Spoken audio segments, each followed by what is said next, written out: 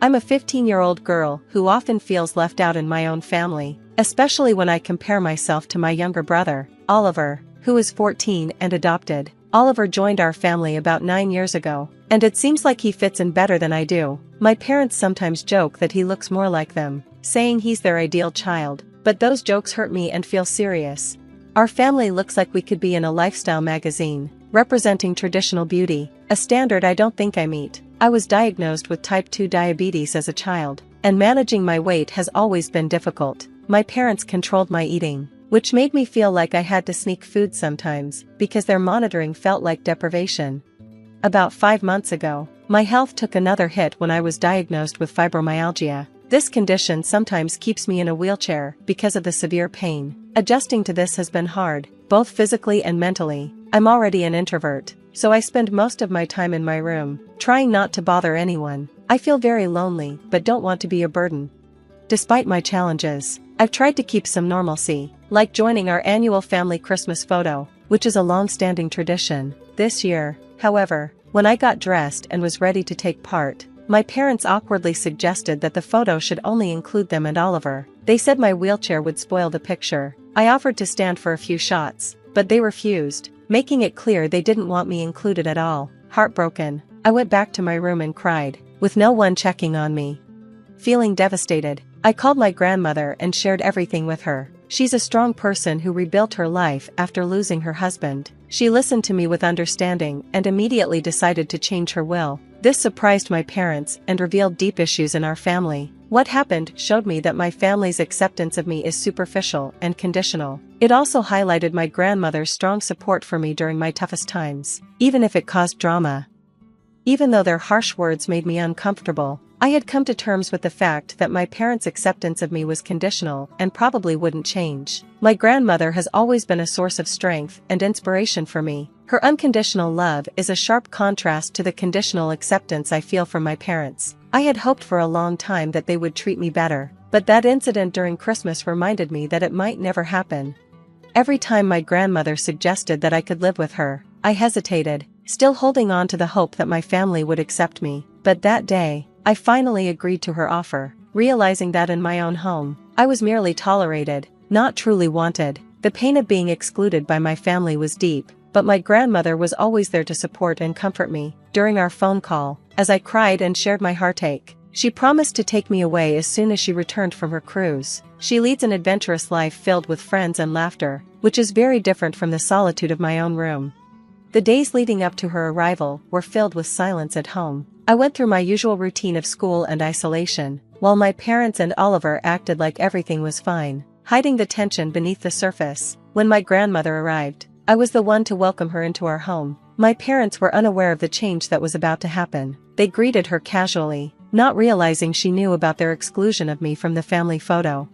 When she confronted them, they were initially confused about how she knew, but soon figured out that I must have told her. Instead of apologizing, they brushed off the incident, repeating their excuses about not wanting to bother me with standing or having my wheelchair in the photo. I couldn't hold back anymore. I told them and my grandmother that their excuses were just a cover for their discomfort with including me. I pointed out how differently they treated Oliver compared to me, emphasizing that even though he was adopted, he was embraced as their own, while I, their biological daughter, was treated like an outsider.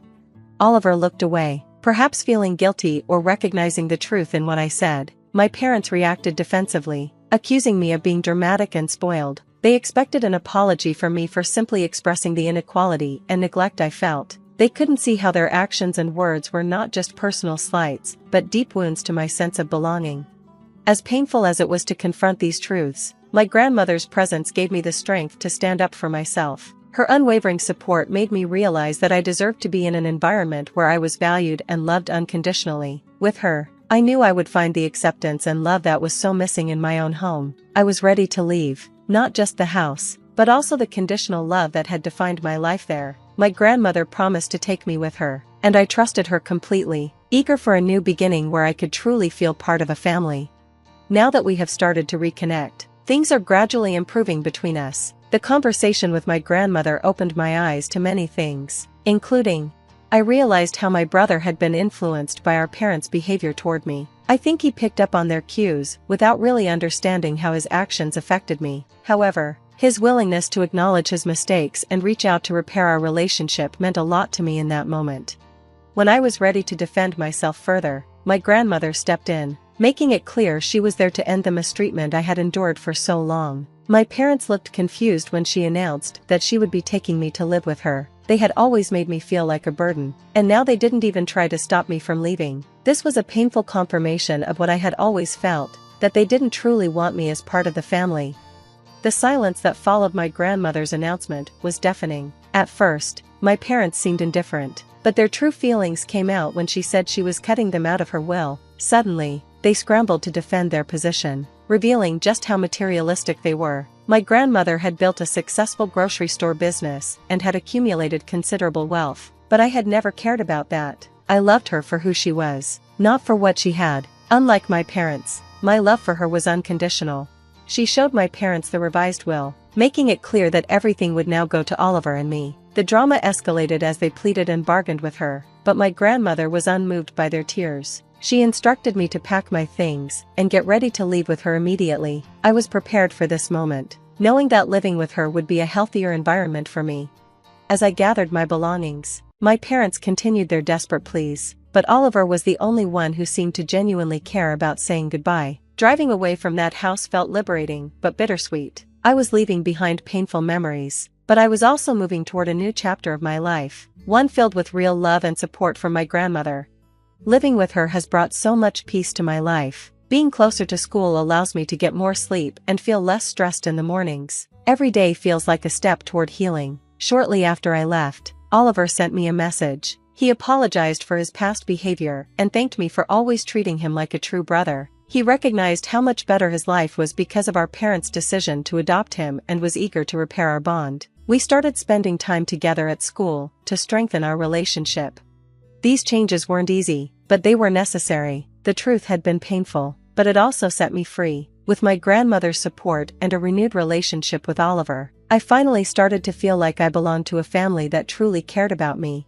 Meanwhile, Oliver had always been treated as a full member of the family, especially by our parents. Recently, during one of our casual hangouts, Oliver mentioned something that had been weighing heavily on me. We were chatting, and I couldn't help but ask about what was happening back at the house. He shared that tensions were high between our parents since I moved out, and they had been caught up in a blame game.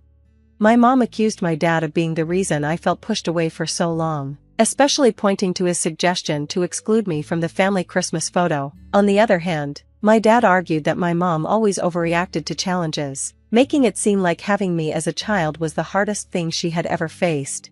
Oliver casually mentioned that he was worried they might end up getting divorced because of how things were between them. Although he made this comment in passing, it stuck with me and left me feeling uneasy. I know it's irrational, but part of me can't shake the feeling that if they do get divorced, it would somehow be my fault. Maybe I overreacted by being hurt about the photo incident, and perhaps they never meant to make me feel like a burden. These thoughts are hard to shake, and I find myself stuck in a loop of self-blame and regret. Even though I know deep down that their marital problems are not my responsibility, it's difficult not to feel like a doormat for thinking this way. That's why I'm turning to this community for some objective reassurance. To provide some context for those who are curious, my grandmother recently changed her will to leave everything to Oliver and me, mainly because of how our parents mishandled things with me. Oliver hadn't been part of the negative behavior, and at his young age, my grandmother and I both feel he deserves a chance to make up for any past mistakes. It wouldn't be fair to push him away because of our parents' actions. If we did, we'd be no different from them. People have also asked about Oliver's background. His biological mother was only 17 when she had him and had to leave college because of her pregnancy and struggles with substance abuse. His father was mostly absent, only appearing sporadically in his life. Oliver's maternal grandparents tried to help their daughter become a better mother, but eventually encouraged her to consider adoption when Oliver was 7, believing it would give him a better future.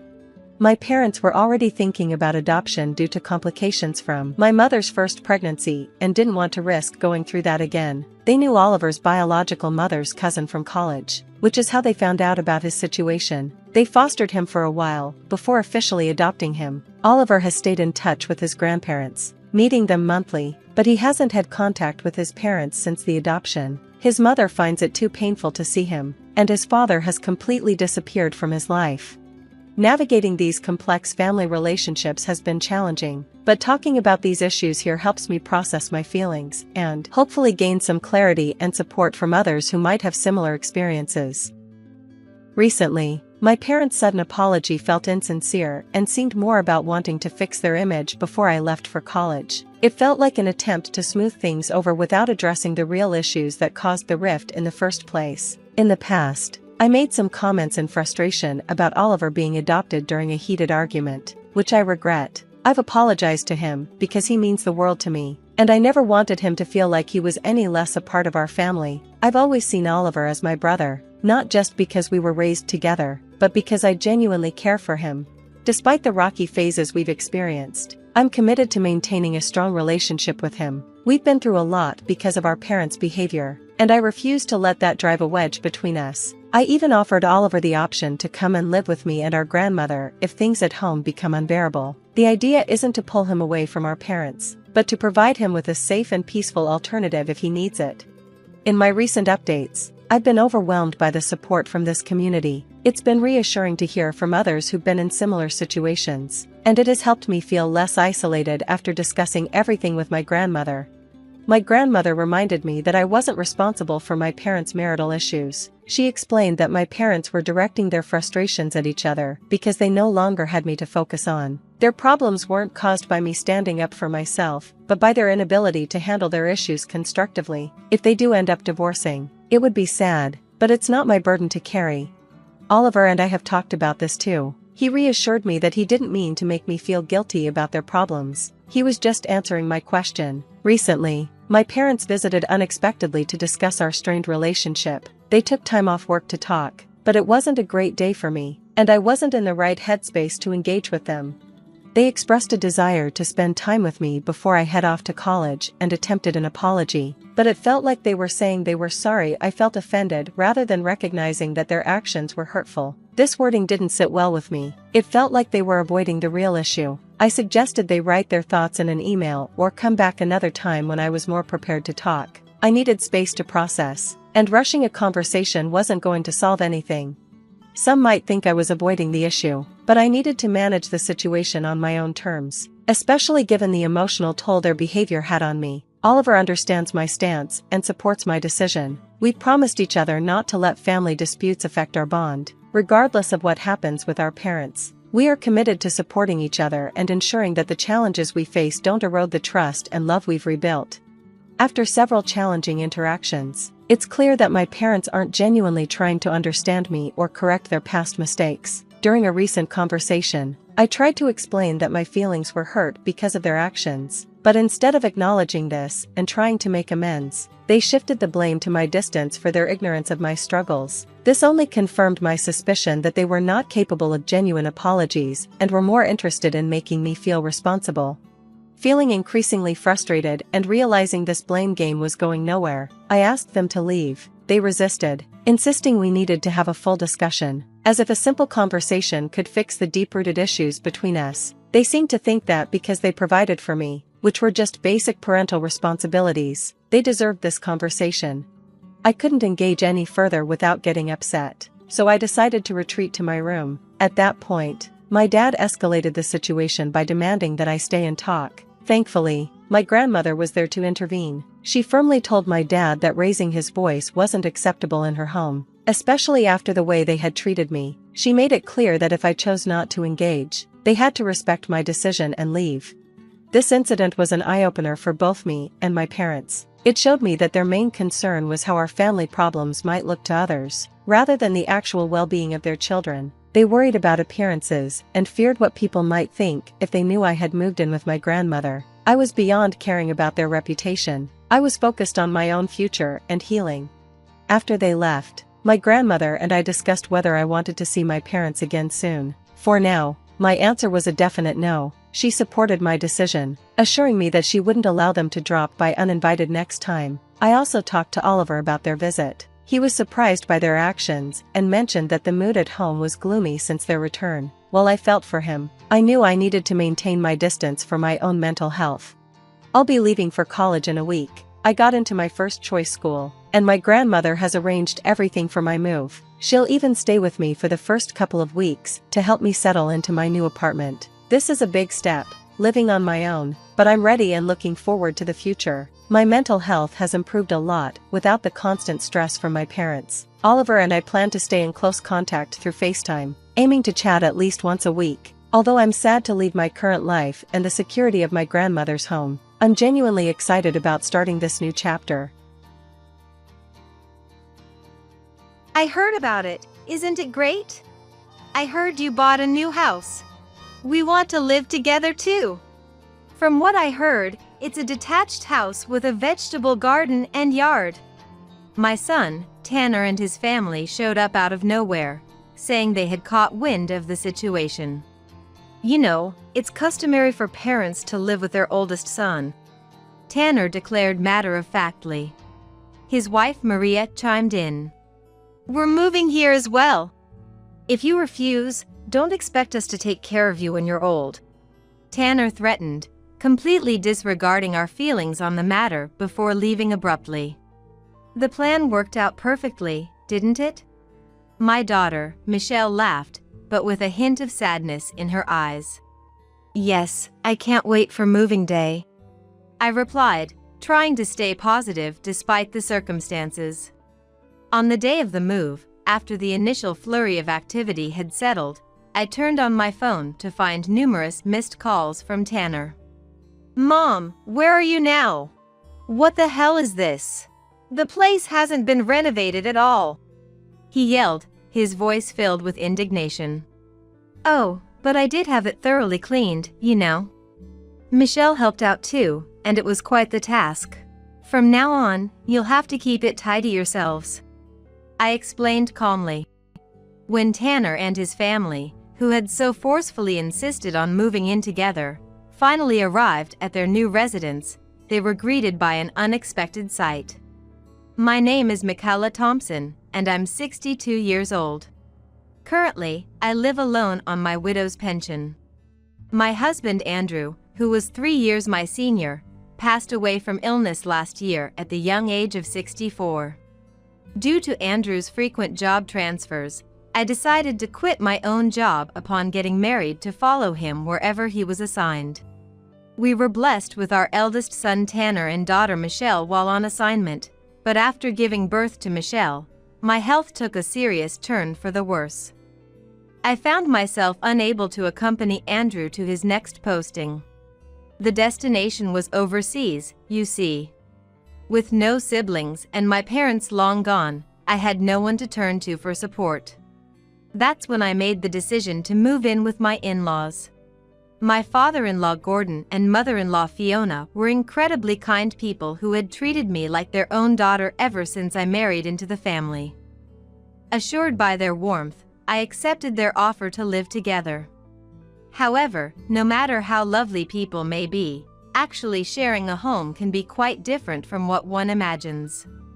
Through my experience living with my in-laws, I would come to learn this lesson all too well. Gordon and Fiona doted on Tanner excessively. Tanner is the heir to the Thompson family name. Perhaps it was because his grandparents showered him with such praise, but his arrogant behavior gradually became more and more noticeable. I'm the successor of the Thompson family, so I'm in a different league than the rest of you, he would boast. When I first moved in with my in-laws, separated from Andrew, Tanner was only 5 years old, just a preschooler. Yet this child began belittling his friends and pushing his responsibilities onto others. After receiving a complaint from his preschool teacher, I decided to have a talk with him. Tanner, why would you say such things to your friends? I asked gently. Because I'm different from other people. I have to teach those who don't understand that, don't I? He retorted defiantly. His response left me utterly shocked. How on earth did you start thinking that way? Tanner, you're the same as your friends. If you keep saying things like that, they won't like you anymore. I tried to reason with him. I'm special, that's why. Grandpa and Grandma said so. They told me I'm smart and great. Tanner yelled before bursting into tears. He tore away from my grasp and ran off to Gordon and Fiona's room. I was left standing there, dumbfounded. Did my in-laws really say such things to Tanner? Sure, they doted on him a lot. Sometimes I thought they went overboard, but I brushed it off, thinking it was understandable for grandparents who were thrilled to be living with their grandson. However, I would soon learn that my perspective was far too lenient. Michaela, I heard you scolded Tanner quite harshly. Fiona confronted me one day. That afternoon, when I went to pick Tanner up from the school bus, the teacher asked to have a word with me. Apparently, Tanner had hit one of his classmates. While everyone was lining up and waiting for their turn to use the playground equipment, Tanner had cut in line. When a friend called him out on it, they got into an argument, and Tanner ended up hitting the other child.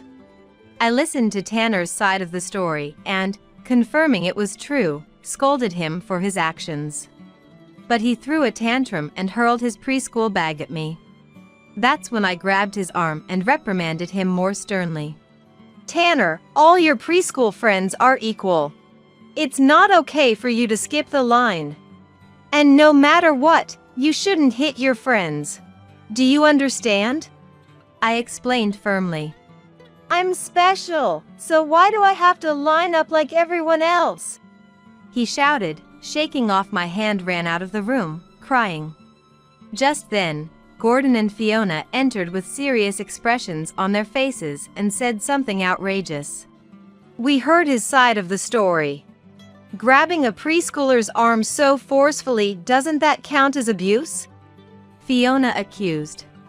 I was taken aback by her words, but I figured she must have only listened to his one-sided explanation. With that in mind, I recounted everything that had transpired from the beginning. That's why I scolded Tanner and tried to make him understand. I may have held his arm firmly then, but I certainly wasn't abusing him. I clarified. Oh, so that's what happened. But maybe there's a part of it that couldn't be helped. Fiona backpedaled slightly.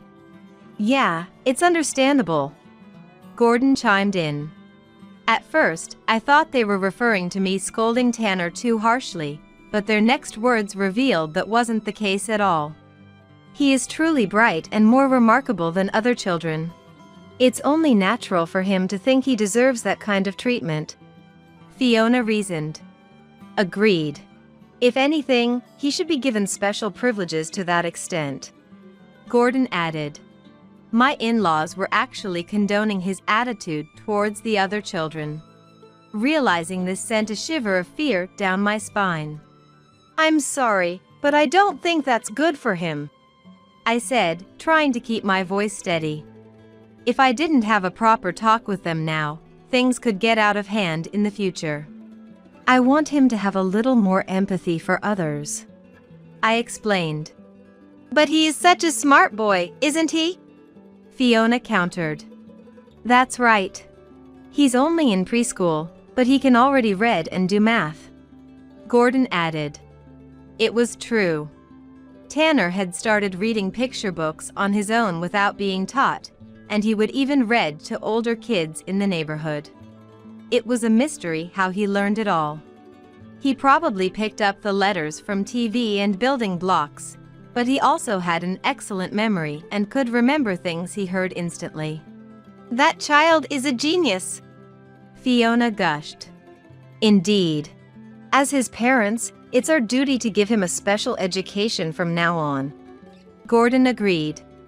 They beamed with pride at his brilliance. I wrote a detailed letter to Andrew about the current situation. I wasn't confident I could explain it well enough with just our usual phone calls and messages, and writing calmly helped me sort out my own feelings. He replied with an apology and asked me to endure it somehow until he could come home for a visit. In response to his words, I patiently tried to reason with Tanner and convey to my in-laws what I wanted them to stop doing. But the more I spoke up, the more displeased they seemed. Michaela is too hard on Tanner, Fiona complained. That boy is truly exceptional. He takes after Andrew and is bound to become an amazing adult. Gordon chimed in. It was true that Andrew was considered an elite. I knew his frequent transfers were because of his potential. I had heard that in his company, it was common for overseas branch managers to be on the executive track at headquarters. And my in-laws started making more snide remarks to me about that too. If only Michaela could have kept up with him. Of all things, to have her health fail after giving birth. Fiona sighed. Indeed. If she hadn't had Michelle, he would be attending school abroad by now. Gordon added. They were even implying that Michelle's birth was a mistake. I could handle them saying things about me. I could ignore most of it and argue back if necessary. But I couldn't stand them talking about her, who had only just been born, in that way. Both Michelle and Tanner are my precious children. And it was Andrew who decided to go alone, so please don't say such things to the kids. I retorted, my voice a little sharper than intended. My in-laws seemed to take offense at my tone, and their attitudes became even more blatant. Tanner, why don't you come eat something delicious with Grandma? It looks like Mom can't play with you because she has to take care of Michelle. Fiona cooed. Mom's health got bad when she had Michelle. She can't give you all her attention like she did when it was just you, Tanner. Gordon added. They kept filling his head with these ideas and continued to spoil him with special treatment. With my in-laws constantly praising him and speaking ill of Michelle and me, Tanner's gaze grew colder towards me. I repeatedly asked my in-laws to stop and told them that I cared about Tanner just as much as Michelle, but he had already stopped accepting those words. Mom only needs Michelle, right? I'm the heir to the Thompson family and an important person, so why don't you cherish me more? He demanded. Influenced by his grandparents, Tanner had become thoroughly convinced that he was the Thompson family heir. But even as an heir, the Thompson family wasn't all that distinguished.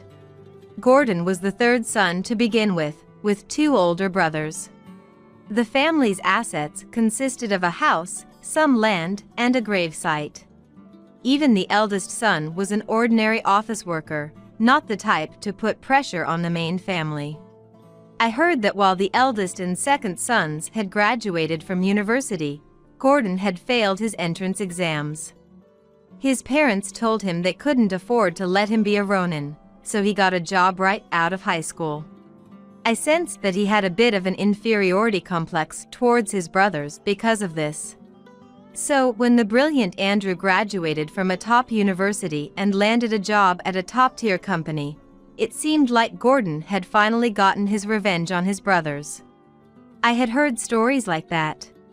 I had also graduated from a university considered prestigious, so I suppose that's why they had treated me well up until now. But now, I had become an enemy in the eyes of my in-laws and Tanner. I wanted to take Tanner and Michelle and leave if possible, but my recovery was slow, and I wasn't even in a state where I could freely take care of myself. With no other choice, I tried to avoid causing disputes as much as possible and simply prayed for my health to improve while waiting for Andrew to return. About a year later, Andrew finally came home for a short visit. It was for various procedures and health checkups. Andrew wasn't on vacation, so he had a lot to take care of. But in between his trips to the company, he came to understand the current situation well. Andrew's overseas assignment would continue for at least another 3 years. Fortunately, my health had stabilized over the year, and he proposed that we go as a family this time. It seemed that even in Andrew's eyes, my in-laws' words and actions towards Tanner were problematic. At first, both my in-laws and Tanner were against it, but he spoke to them about the importance of being exposed to foreign environments from a young age. And so, our family safely left my in-laws and set off overseas. The overseas posting lasted for 5 years, during which time Tanner seemed to have calmed down completely, and the overbearing behavior he had displayed at his grandparents' house was no longer seen. I think it was a good experience for us. When we returned to the States, Tanner was in 6th grade and Michelle in 1st grade. However, after our return, a situation arose where we had to live with my in-laws again. My in-laws' house was a rental, but the landlord demanded they vacate, forcing them to move out. Just as our return was decided, they managed to convince the landlord to wait until then. My in-laws had grown quite old, and they were worried about continuing to live on their own, so we decided to buy a house near Andrew's company headquarters and live together. From now on, even if there were transfers, they would likely be within the country, and in that case, Andrew would go alone. That was the conclusion we reached. I thought Tanner was no longer young like he was back then, so he wouldn't be influenced by his grandparents, and they wouldn't do such things anymore. But I was too naive.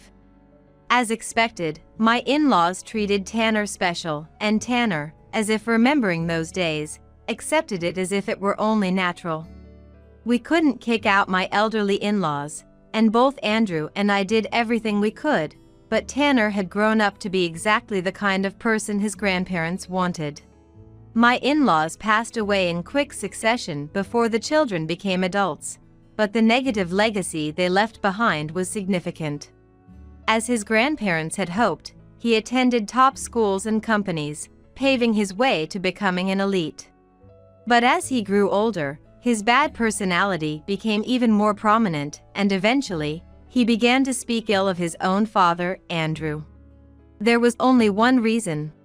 He had entered a better university and a better company than his dad. I was always told by Grandpa and Grandma that I was better than Dad. Mom only paid attention to Michelle and neglected me, so it's thanks to them that I am who I am today. Tanner reminisced about his grandparents and mocked us, his parents. And he treated his sister Michelle like she was a bug. You were spoiled by Mom growing up. In the future, you'll probably end up going to some bottom-tier university, having a shotgun wedding at some point, and barely scraping by living with some low-class guy, he sneered. He didn't lay a hand on her, but he repeatedly berated Michelle with these words. Andrew tried to subtly admonish Tanner, but now that Tanner believed he was superior to Andrew, there was no way he would listen. The atmosphere in the house was constantly hostile, and I sighed, wondering if family life was always meant to be this bleak. At this rate, it wouldn't be good for her either. I was thinking of encouraging him to move out when an unexpected turning point arrived. Tanner announced that he was getting married. His partner was a woman named Maria, 2 years younger than him. I heard that her father was a department head at a well-known trading company. At the time, Andrew was also a sales department head at a company of the same caliber. Tanner himself was satisfied, and indeed, in terms of social compatibility, she was a good match. Honestly, she was such a shoddy person that it was hard to believe she was the daughter of a respectable father. She was a pretty girl on the outside, but on the inside, she was a spoiled, selfish daughter through and through. She had never worked a day in her life, and of course, her grades in school weren't good either, from what I heard. She somehow managed to graduate from a prestigious girls' school thanks to donations and had apparently been playing at home all this time under the guise of helping with housework. Still, as long as she got along with Tanner and the focus wasn't on us, I decided to turn a blind eye. No matter what form a marriage takes, as long as both parties are satisfied, that's fine. If Tanner was content with that, there was no need for us to say anything. As long as it didn't affect us, Andrew, Michelle, and I all felt the same way. After returning to the US, we finally had a peaceful home life for the first time. The tranquility lasted for a while, and during that time, Michelle got married too. I went from living with Andrew, just the two of us, to being alone. Andrew had passed away. He was only 64. In this day and age, that was still too young to depart from this world. At his funeral, I came face to face with Tanner and his family, whom I had grown distant from, for the first time in a long while. They say a person's inner self is reflected in their outer appearance, and Tanner and Maria embodied that notion, their expressions turning nasty. Now Mom's all alone. She'll have no choice but to rely on us. Tanner sneered. That's right. She's getting on in years, and from here on out, she'll only grow weaker. I wonder what she plans to do all by herself. Maria added. But even if she comes to us for help now, well, these things are determined by the relationships built up until this point. We don't have that kind of bond, do we? Tanner brought up a past incident between us. Tanner, she just lost Dad. Can't you offer her some Kinder words? Michelle interjected. Shut up! This has nothing to do with you. This is between Mom and us. Stay out of it! Tanner snapped. That's right. When we asked Michaela for help, she was so cold to us. You have no idea how much that hurt. Maria chimed in. I hate Grandma. Walter, Tanner's spitting image of a grandson, continued with a scowl. Despite barely ever meeting us, they must have fed him so many lies about us that he glared at us as if we were his enemies. The first thing Walter did when he saw Michelle's daughter Mary for the first time this morning was pull her hair and make her cry, saying, Your mom's stuck up, so you must be stuck up too. Perhaps remembering that incident, Michelle shot Walter a harsh look. What, you got a problem with Walter or something? Tanner bristled. The atmosphere grew even more hostile. I stopped Michelle. I knew that no matter what we said to Tanner and his family, it wouldn't get through to them. I didn't want to ruin Andrew's funeral by arguing any further. Michelle seemed to pick up on that from my expression and swallowed her words. Both Michelle and I had plenty we wanted to say. But for now, the important thing was to get through the funeral without incident. I wanted to send Andrew off in peace. As hoped, the funeral ended smoothly, and all the mourners went home. Except for Tanner and Maria. Maria's parents had taken Walter and left early, so what on earth were they still doing here? Now that we've got a moment, let's talk about the inheritance, he said. So that's what this was about. Anticipating as much, Michelle and the others had stayed behind as well. Mary had been taken home by Michelle's husband Kendrick's parents. They knew all about Tanner and his family and had agreed to do so. This time, there is no inheritance for you, I stated firmly. Don't screw with me. That can't be right, Tanner protested. No, it's true. Think hard, I insisted. When Tanner purchased his new home, Andrew had provided a considerable sum as a gift before his death. That's why there's nothing left from Andrew's estate to give to you. You're lying, Tanner exclaimed desperately, but it was a fact, so there was nothing he could do.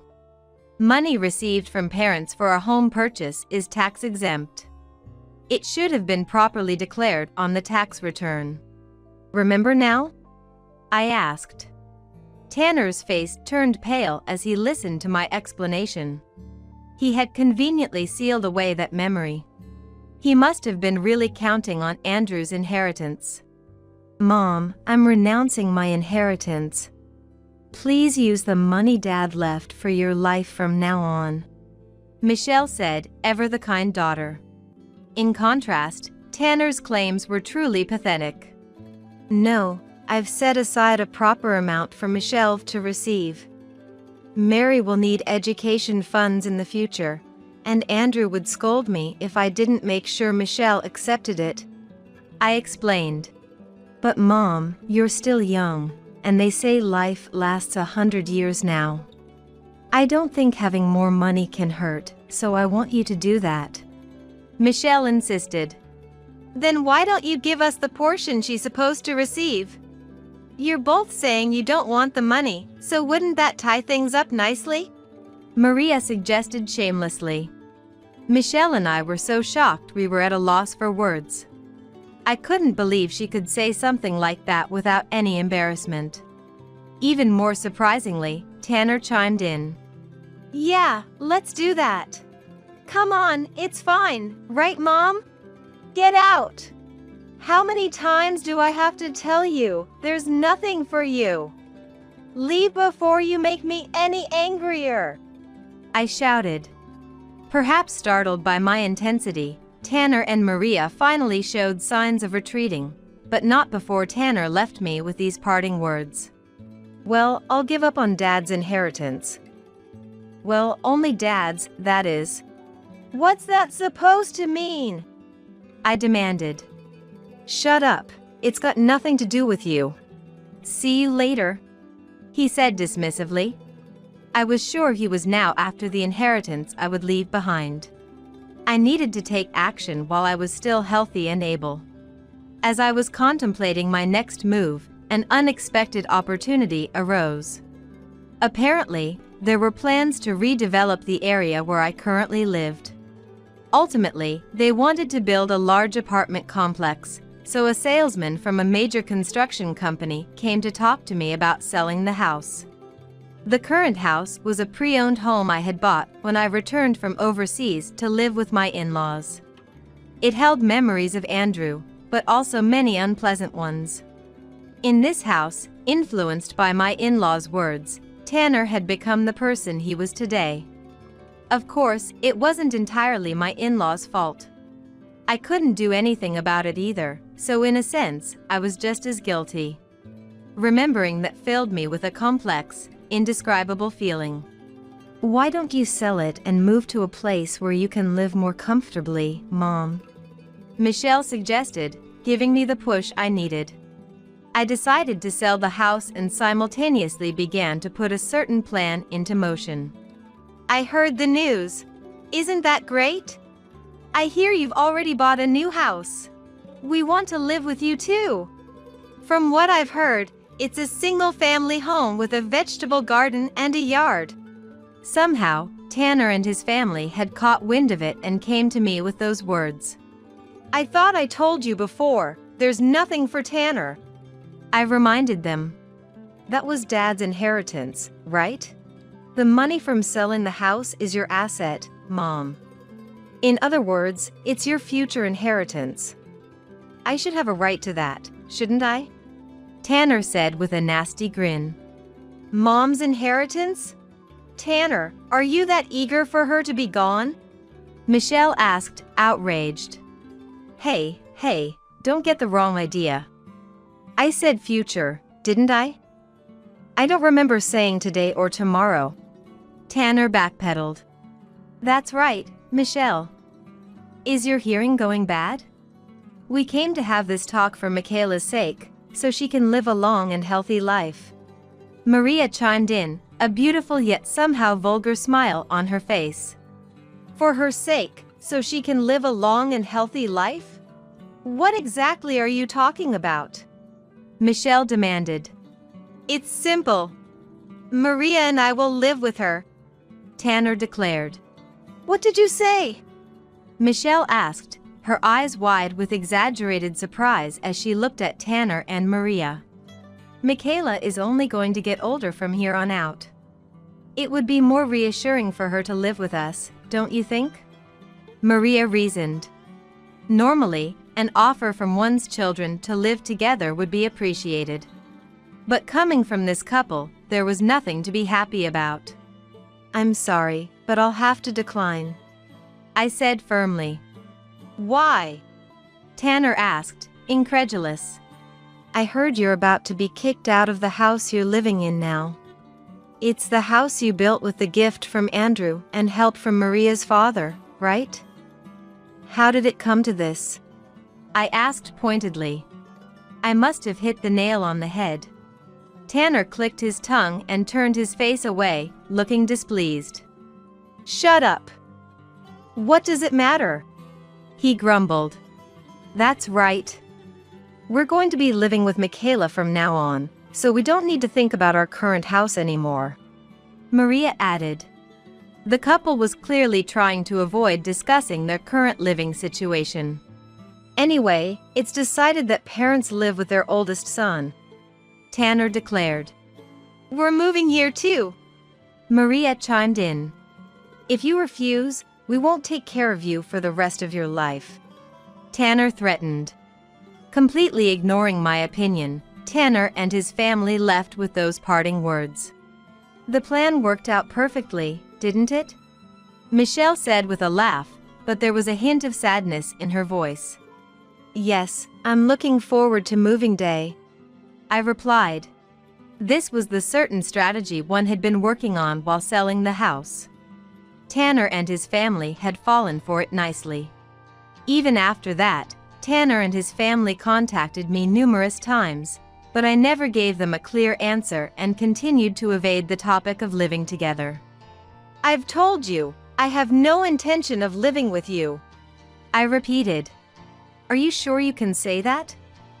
We'll seriously abandon you, Mom, Tanner warned. If that's how it is, then so be it. In any case, we won't be living together. I stood my ground. No matter how many times I said it, he and his family persistently hounded me. I suppose it couldn't be helped. After all, he and his family had no money. I heard that their current house was mortgaged due to debt, and they couldn't even continue paying the interest. My estrangement from him and his family, and their subsequent downfall, began the year Michelle took her university entrance exams. You're kidding, right? Michelle got into the same university as me? I can't believe it, Tanner scoffed. It seemed he couldn't stand the fact that his sister Michelle, whom he had always looked down upon, had been accepted into the same university as him. When she called to report the good news, he hung up as soon as he heard it. Forget a celebration, he didn't even offer a word of congratulations. Furthermore, when his grandson Walter was born, he never reciprocated the gift Michelle had sent separately from us. When I admonished him for those things, this was his response. I bet you're thrilled that Michelle got into the same university as me. But she's just a woman, after all. She'll never catch up to me. You'd better remember that, because she'll learn it the hard way someday. Since then, we'd been estranged from him. Andrew and I had resigned ourselves to the situation, thinking it couldn't be helped. But then one day, out of the blue, Tanner called with this request. I want you to cover the cost of our housekeeper. Maria's dad stopped paying for it, so our house is a mess. You've never done anything for us, so you can at least do that much, right? According to Tanner, this is what happened. Maria's father's manager had fallen from power. Nothing happened to her father himself. He simply lost in the internal power struggle at the company. An opposing director became the new president, and Maria's father was relegated to a sinecure position. As a result, they no longer had the leeway to support Tanner and the others. Maria had no housekeeping skills to begin with, and the luxurious house they had built with Andrew's gift and her father's aid had always been cleaned by a housekeeper. Although Tanner was a high earner, his income wasn't enough to sustain such an extravagant lifestyle. So, he came to me seeking assistance. Tanner, didn't you see me cleaning the house all this time? Maria doesn't have a job, and she's not ill. If you don't have money, you and your wife should clean up yourselves, I told him. Maria was raised as a lady, unlike you. We can't make her do that. I didn't climb the corporate ladder just to do housework. Don't you get it? A parent should want to help their child in need, Tanner argued. If they were both working hard and still struggling to make ends meet, I would offer help. But that wasn't what Tanner was saying. They were continuing a lifestyle beyond their means and expected me to support it. I had no intention of doing so. No matter what you say, I'm not going to help you. If you don't have money, live within your means. Everything else comes after that," I stated firmly. He cursed at me over the phone for a while, but I absolutely didn't give in. When Tanner realized I wouldn't budge, he ended the call with these words. "Fine. But in exchange, I'm never taking care of you in your old age. Don't come crying to me when the time comes." From then on, we were completely estranged, but it seemed they couldn't give up their lavish lifestyle and their debt only grew. Then Andrew passed away, and they came hoping to get their hands on the inheritance but were turned down. When they heard I was selling the house, I knew they would come crawling. Moving day arrived. "What, is that all of your luggage?" Tanner said, looking appalled. My belongings only filled one small truck. In contrast, Tanner and the others' luggage was lined up in several trucks, looking like a tour truck for some artist. In the end, he had forcefully pushed through the idea of living together. "I already gave up my house for her sake, so don't tell me you won't live with us now," Tanner insisted. "That's right. Tanner made this decision for Michaela's benefit, so you should show your sincerity too," Maria added. The couple had pressured me, half-threateningly, until I agreed. "You don't need to worry about me. I've decided to keep only what I need and let go of everything else," I explained. "That works out then. It means there's more room for our stuff," he said cheerfully as he got into his car. "Michaela, hurry up. We'll leave you behind," Maria called out. I resigned myself and got into Michelle's car. It was time to depart. The two cars eventually arrived at the new house. "It's older than I thought," Michelle remarked. It was an old house, over 50 years old. "Well, the inside is properly renovated, right?" I asked. "Yes, the inside has been cleaned up nicely," Michelle replied. "I see. Let's quickly move the luggage inside," Tanner said, directing the movers who had brought their belongings. Of course, he didn't even consider the truck carrying my luggage. He didn't even check if it had arrived. After seeing Tanner and the others start unloading, Kendrick quietly started the car. Amidst the voices of the movers and the sounds of shifting objects, they didn't seem to notice. We quietly left the place, heading straight for our real new home. A little while after leaving Tanner and the others, my cell phone started vibrating intensely. It was on silent mode, so it made no sound. Looks like they've noticed, Michelle said. With so many incoming calls, the battery would run out at this rate. I turned off my cell phone. I'll deal with it after reaching our destination. After driving for a while, we arrived at our true destination. "All right, please take care of it," I said. The luggage was being carried one by one into the neatly arranged house. Actually, we had moved some things in advance a few times. To leave without Tanner and the others noticing, having too many vehicles would be troublesome. In the worst-case scenario, I considered abandoning the truck and fleeing quickly with Michelle and the others, so I only loaded things I could give up if necessary. "I'm glad I thought to bring the TV and fridge, assuming we could replace them. It's better to avoid buying new ones if possible, even though money can solve it," I said. Michelle laughed cheerfully at my words. After settling the luggage, I turned on my cell phone. A call came through immediately. "Mom, where are you now? What the hell is this? There's no renovation at all," Tanner yelled. "Oh, it was cleaned nicely, wasn't it?" "Michelle helped me, but it was a lot of work. From now on, you'll have to clean it properly yourselves," I calmly replied. The place I guided Tanner and the others to was actually a fake new house. I came up with this plan to prevent them from following us to our real new home. "You don't have a place to live, right? So I'm giving you that house. It's a gift from my assets while I'm still alive," I said. "Huh? Don't screw with me, Tanner shouted. I'm not screwing with you. That's the last thing I can give you, so take good care of it. Oh, and make sure to file your tax returns properly, or you'll be in trouble, I stated firmly. The house is much cheaper than the amount Andrew gave Tanner for purchasing a new home. After all, it was built right after the Pacific War and is barely livable. You lost your job and have no income now, right? That land is designated as farmland, so you could grow vegetables with Maria. You shouldn't have trouble feeding yourselves, I suggested. There's no way we can do that, Tanner protested. Why not? Everything we eat is grown by someone. There's no reason you can't do it too.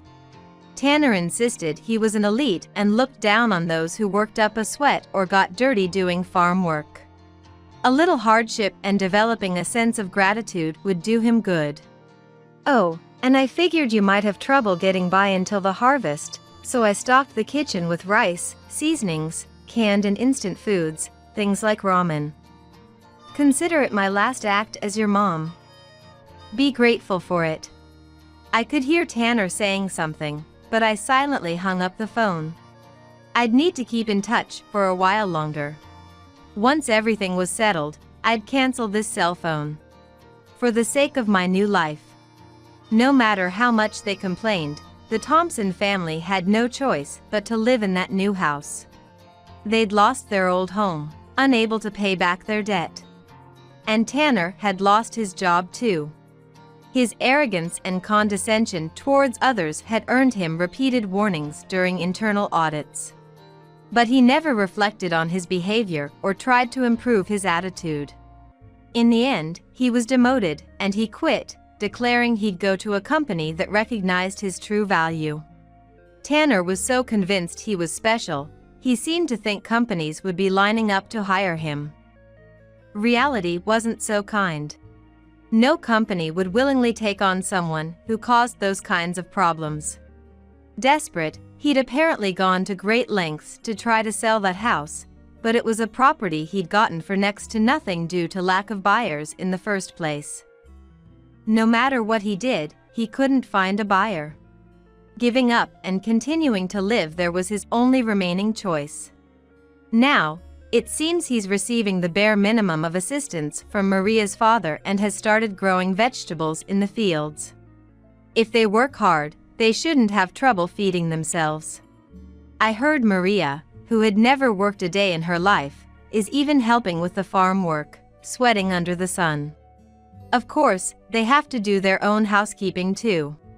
Apparently, she has even taken a part-time job to make ends meet. Walter, who was the spitting image of Tanner, seems to have learned from seeing his parents' transformation. I heard he transferred schools and now gets along quietly with his friends without acting arrogant. That's the one thing that puts my mind at ease. I know it was a pretty harsh judgment, and I sometimes wonder if it was really the right thing to do. But I don't want Walter to end up like Tanner. He doesn't need to become an elite. It's enough if he grows up to be a kind, ordinary person. I believe that wish will come true. I actually moved to a quiet suburb in the neighboring state. I'm living there with Michelle and her family now. She encouraged me to sell the house and offered to let me live with them. We both have jobs we can do from home, so we can move anywhere. Why don't you come live with us, out of Tanner's reach? My granddaughter Mary has allergies, and they were thinking of moving somewhere with clean air. Michelle convinced me it was perfect timing, and I gratefully accepted. Since moving here, Mary has gotten much healthier, and I'm spending my days in peace. Like I told Tanner back then, I decided to keep only what I needed and let go of everything else. The biggest thing I cut out was Tanner and his family. If I had kept ties with them out of a sense of parent-child obligation or blood relation, I never would have found this tranquility. It's unfortunate things turned out this way, but I feel unburdened now and I'm looking forward. I can spend the rest of my life here with my daughter and her family in peace. Here are only 10 excellent employees. As everyone is being served a meal, there's no place set for me. It's clear to anyone that this was done on purpose. I had no idea she could be so immature. I'm completely dumbfounded. She's waiting for my reaction with a nasty grin on her face. Since I'm apparently not an employee, I'll be leaving, I said, turning my back to leave. She laughs crudely, confident in her victory. Don't ever show your face here again, she spits out. You're the one who won't be showing your face anymore, I retort, leaving those parting words as I exit the venue. My name is Olivia, and I'm 33 years old. I've been working at a food company for 15 years now. My current role is in accounting, handling various tasks from managing expenses, organizing receipts for supplies and reports, to overseeing project budgets. I'm what you'd call a dropout. I didn't go to college and instead started working at this company right after high school. My family's financial situation was tough, and we couldn't afford the luxury of higher education. My parents tried their best to send me to college, but I chose to start working instead. I wanted my parents, who had worked so hard to put me through high school, to have some relief as soon as possible. While I sometimes envied my friends who went on to college and experienced campus life, I found it interesting to gain various experiences as a working adult. At first, I made a lot of mistakes and often relied on my seniors, but whenever I failed, I made sure to thoroughly investigate the cause. When I succeeded, I looked for ways to further improve. Perhaps thanks to those efforts, I'm often entrusted with handling important company documents. I feel a sense of fulfillment in being useful to the company, and I find my work rewarding. That's when a certain piece of news came in. Did you hear? The section chief is retiring. Oh, really? Has the next chief been decided yet? I asked. Well, apparently they're going to have someone new join the company and take over. Emily, who started at the company the same year as me, shared. I was surprised. There were a few people I could think of who seemed likely to be promoted. But if they're appointing someone hired mid-career as the section chief, they must be quite exceptional. That's what I thought at the time. On the day the rumored new section chief was to join the company, the department members gathered for the morning assembly. A woman entered the room, her heels clicking loudly against the floor. Attention, everyone! Is everyone here? I'm Risa, your new section chief starting today. Let me make one thing clear, I don't need any incompetent people here. You better work hard so you don't get transferred, she declared in a high-pitched voice, puffing out her chest as she greeted the team. Well, if you could even call that a greeting, it was quite lacking in decorum. The employees around me were murmuring, and I couldn't seem to close my gaping mouth. She continued, unfazed by the reactions.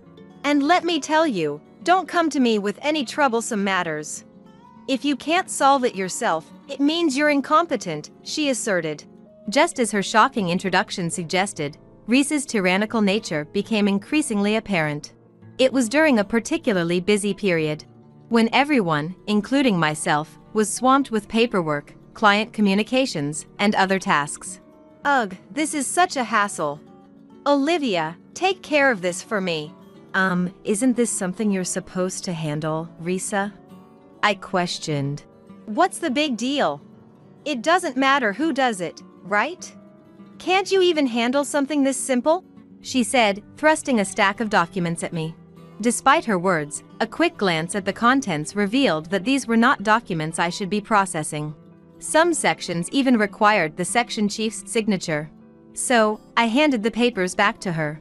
I still have my own work to do, and as the section chief, you should fulfill your responsibilities, I stated firmly.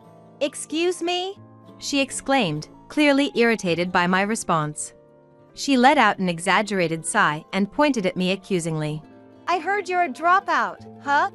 No wonder you can't do your job properly. Didn't I say I don't need any incompetent people? She sneered. My educational background has nothing to do with this, I countered. Of course it does. People who drop out and get jobs are all bottom feeders who couldn't even get into college. They can't possibly measure up to someone like me, a college graduate, she boasted. Her words made me involuntarily frown.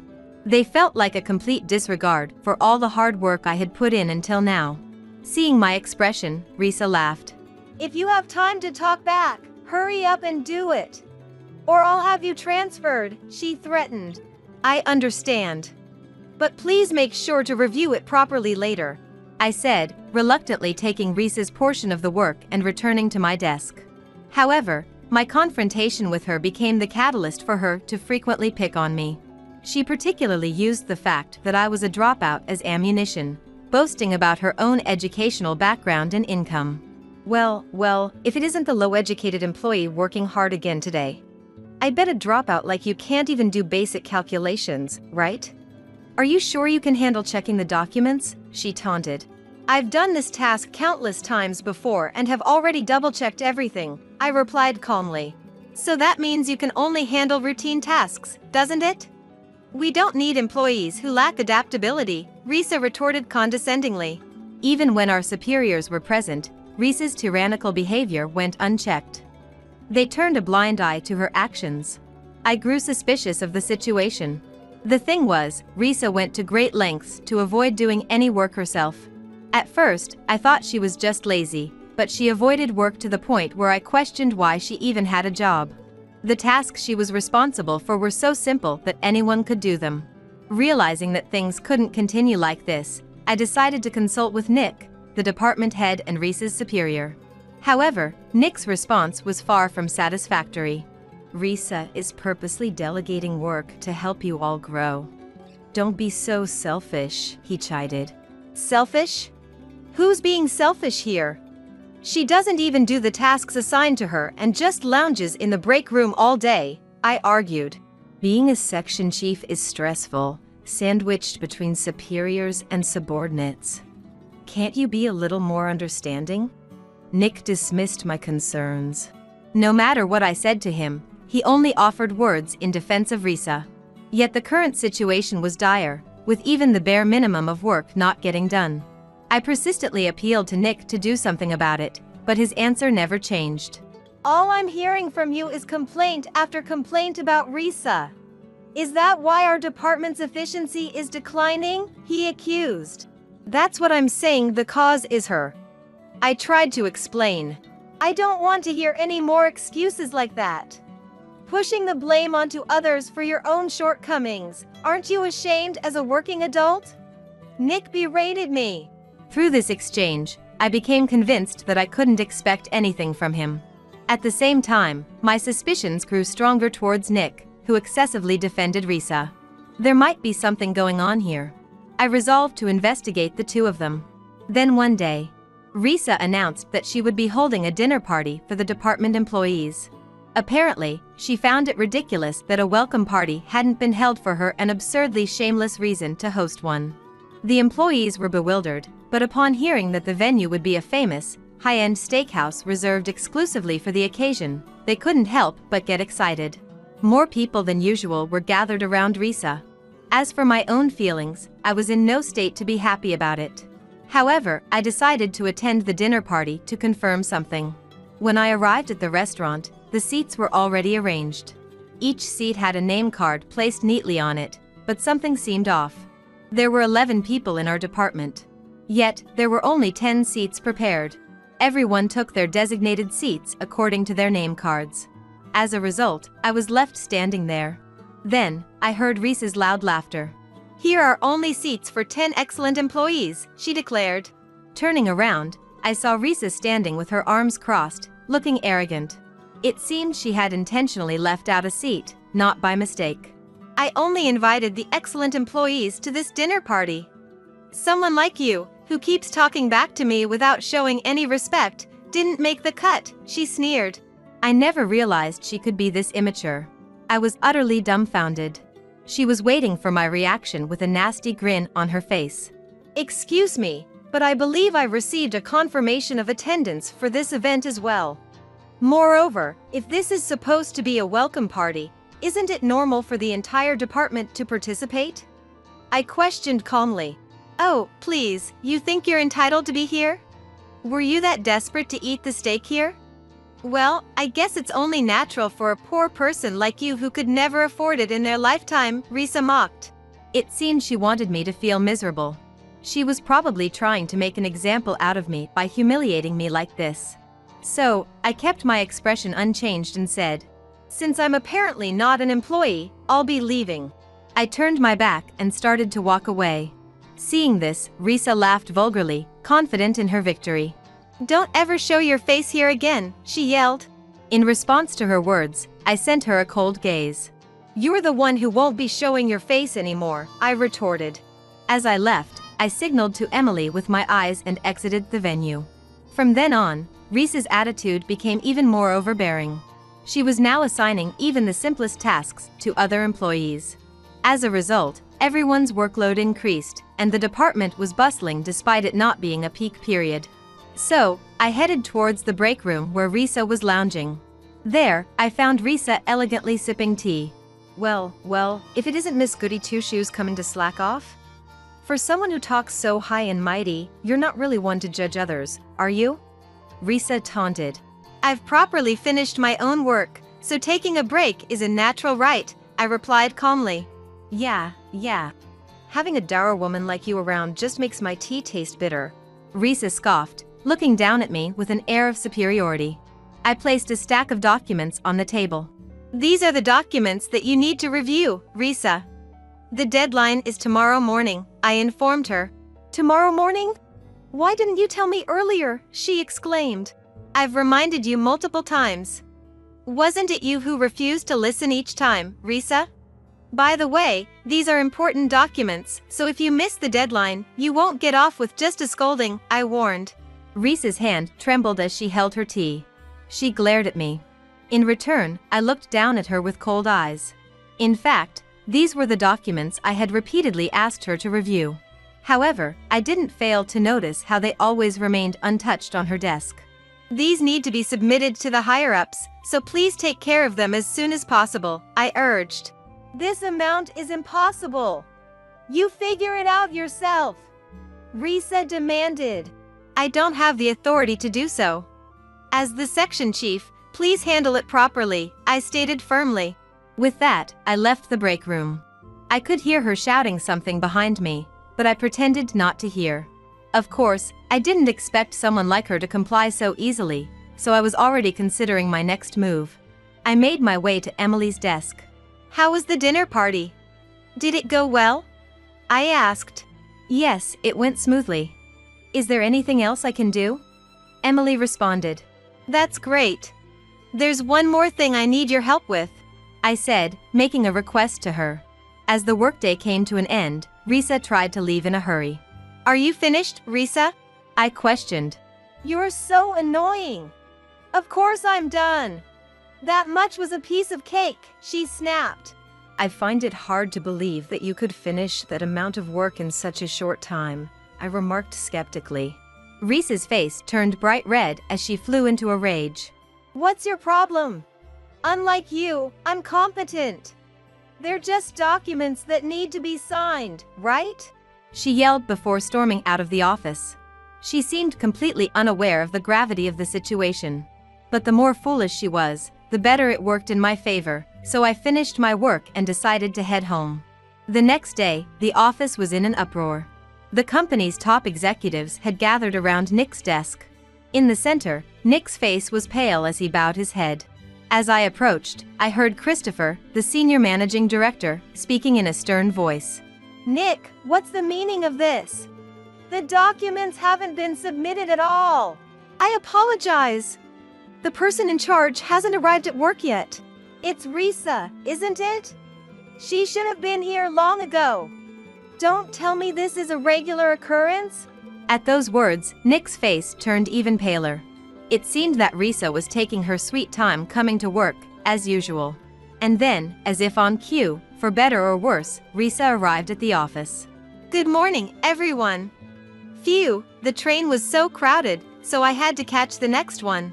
"Risa, what on earth are you doing? And showing up late so brazenly?" "Oh, come on, Nick. This is just like always. Why are you so angry?" Hearing her response, Christopher's face contorted with even greater fury. He walked right up to Risa, confronting her. "Risa, do you always approach your work with such a lazy attitude?" "Senior Managing Director Christopher? Why are you here? You rarely show your face around here, Do you? The documents you were supposed to submit are missing. They're all crucial for transactions and financial settlements. What have you been doing? At those words, Risa's face turned ashen. Of course, the documents in question were the ones I had urged her about yesterday. She had claimed to have finished them before leaving, but it seemed she hadn't even touched them. Mumbling, Risa pointed at a certain new employee and spoke. It was her. I asked her to submit them. So, it's not my fault. If you're talking about those documents, I have them. Emily interjected, stepping between the flustered new employee and Risa. Risa immediately directed her anger at Emily. You stopped her from submitting them, didn't you? You're the worst. Doesn't that mean the responsibility falls entirely on you? No, I saw you forcing the new employee to handle those documents, so I took over, Emily clarified. What? Those were hardly something to entrust to a new employee in the first place. Yes. When I checked the contents myself, I realized there was nothing I could do about it. But by the time I noticed, Risa had already left for the day. I was just about to report it today when Senior Managing Director Christopher arrived. I apologize for the delay in reporting, Emily said, bowing her head. This was what I had asked Emily to do. I had predicted that Risa would likely try to push the documents onto someone else, so I wanted Emily to take them on instead. It was a risky request that could have potentially put Emily in a position of responsibility, but if I had done it myself, Risa might have accused me of harassing her. Although I felt guilty about it, Emily readily agreed. Fortunately, Christopher spoke to her kindly about the situation. No, it's all right. You must have been very troubled by this too. You're not to blame. The one who needs to take responsibility this time is Risa, he reassured her. Why? I did nothing wrong. That's right. There's someone here who made the biggest blunder. It's Olivia, Risa exclaimed, pointing at me. Everyone's eyes turned to me. Even so, I maintained a composed demeanor. Why am I being held responsible? I questioned. You deliberately waited until the last minute to tell me about these documents, just to set me up. Risa accused. I reminded you multiple times. Despite informing you of the deadline well in advance, you chose to ignore it, isn't that right, Risa? I countered. At my testimony, Risa raised her voice even further. It seemed she wanted to pin all the blame on me, spouting off nonsensical theories. Talking back to your superior. This is why I can't stand incompetent people like you. Everything that comes out of a dropout's mouth is just illusions and lies. Is that so? Then I suppose the rumors about you being hired through Nick's connections are also lies? What? I was hired based on my own competence. A low-educated dropout like you could never understand the level of ability that comes with being a college graduate. Boasting about her educational background at a time like this. It made me question her actual intelligence. But I was about to expose the very lie that was her academic credentials. Speaking of which, Risa, you claim to be a college graduate, but which university did you attend? Huh? Oh, that's... You can't say it, can you? After all, the university you supposedly graduated from is famous. In a sense, it's known for accepting anyone who can write their name on the application. The employees who had been listening in began to whisper among themselves. I could hear them saying things like, "But she said she went to a prestigious university." And, "I heard she graduated at the top of her class." That alone would be one thing. It's easy to embellish one's own background. But when it comes to the circumstances of joining this company and your relationship with Director Nick, that's a different story. What are you talking about? I won't allow you to say such baseless things. Nick exclaimed. Be quiet, Nick. Olivia, what do you mean by the circumstances of her joining the company? Christopher prompted. Thanks to Senior Managing Director Christopher encouraging me to continue, Director Nick bit his lip and fell silent. I handed a few documents to Christopher and continued speaking. Section Chief Risa bribed Director Nick to join this company and even obtained the position of Section Chief. What? That's slander. Where's your proof? Risa demanded. The evidence lies in what happened at the steakhouse you used for your own welcoming party. Risa, looking completely baffled by my words, snorted and said, So what? I'm telling you to show me the evidence.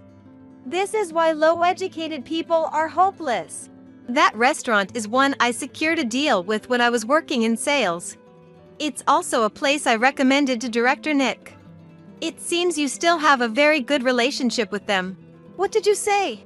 Risa exclaimed, her face paling as realization dawned on her. Director Nick also seemed to have a strong connection to that restaurant, as his complexion instantly turned sour.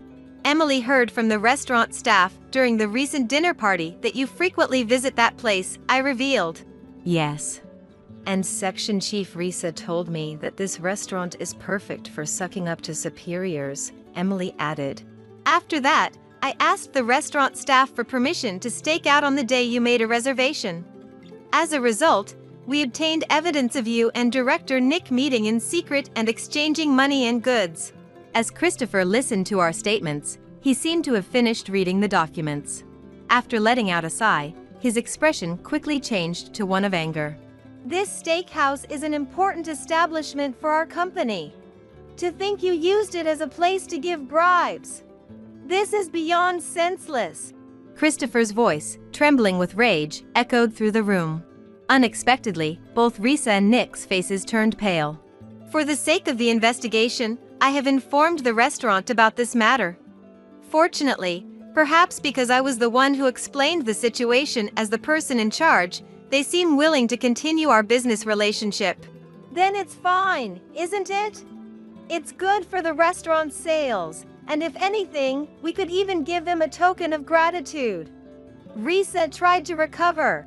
However, they are uncomfortable with having someone engaged in such fraudulent activities within our company and have requested that punishment be imposed.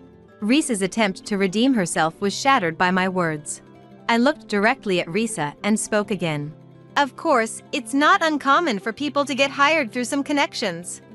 Building relationships is an important part of being a working adult, after all. Then there should be no reason for me to be criticized. Wouldn't you be happy to have a capable person join the company? Risa argued.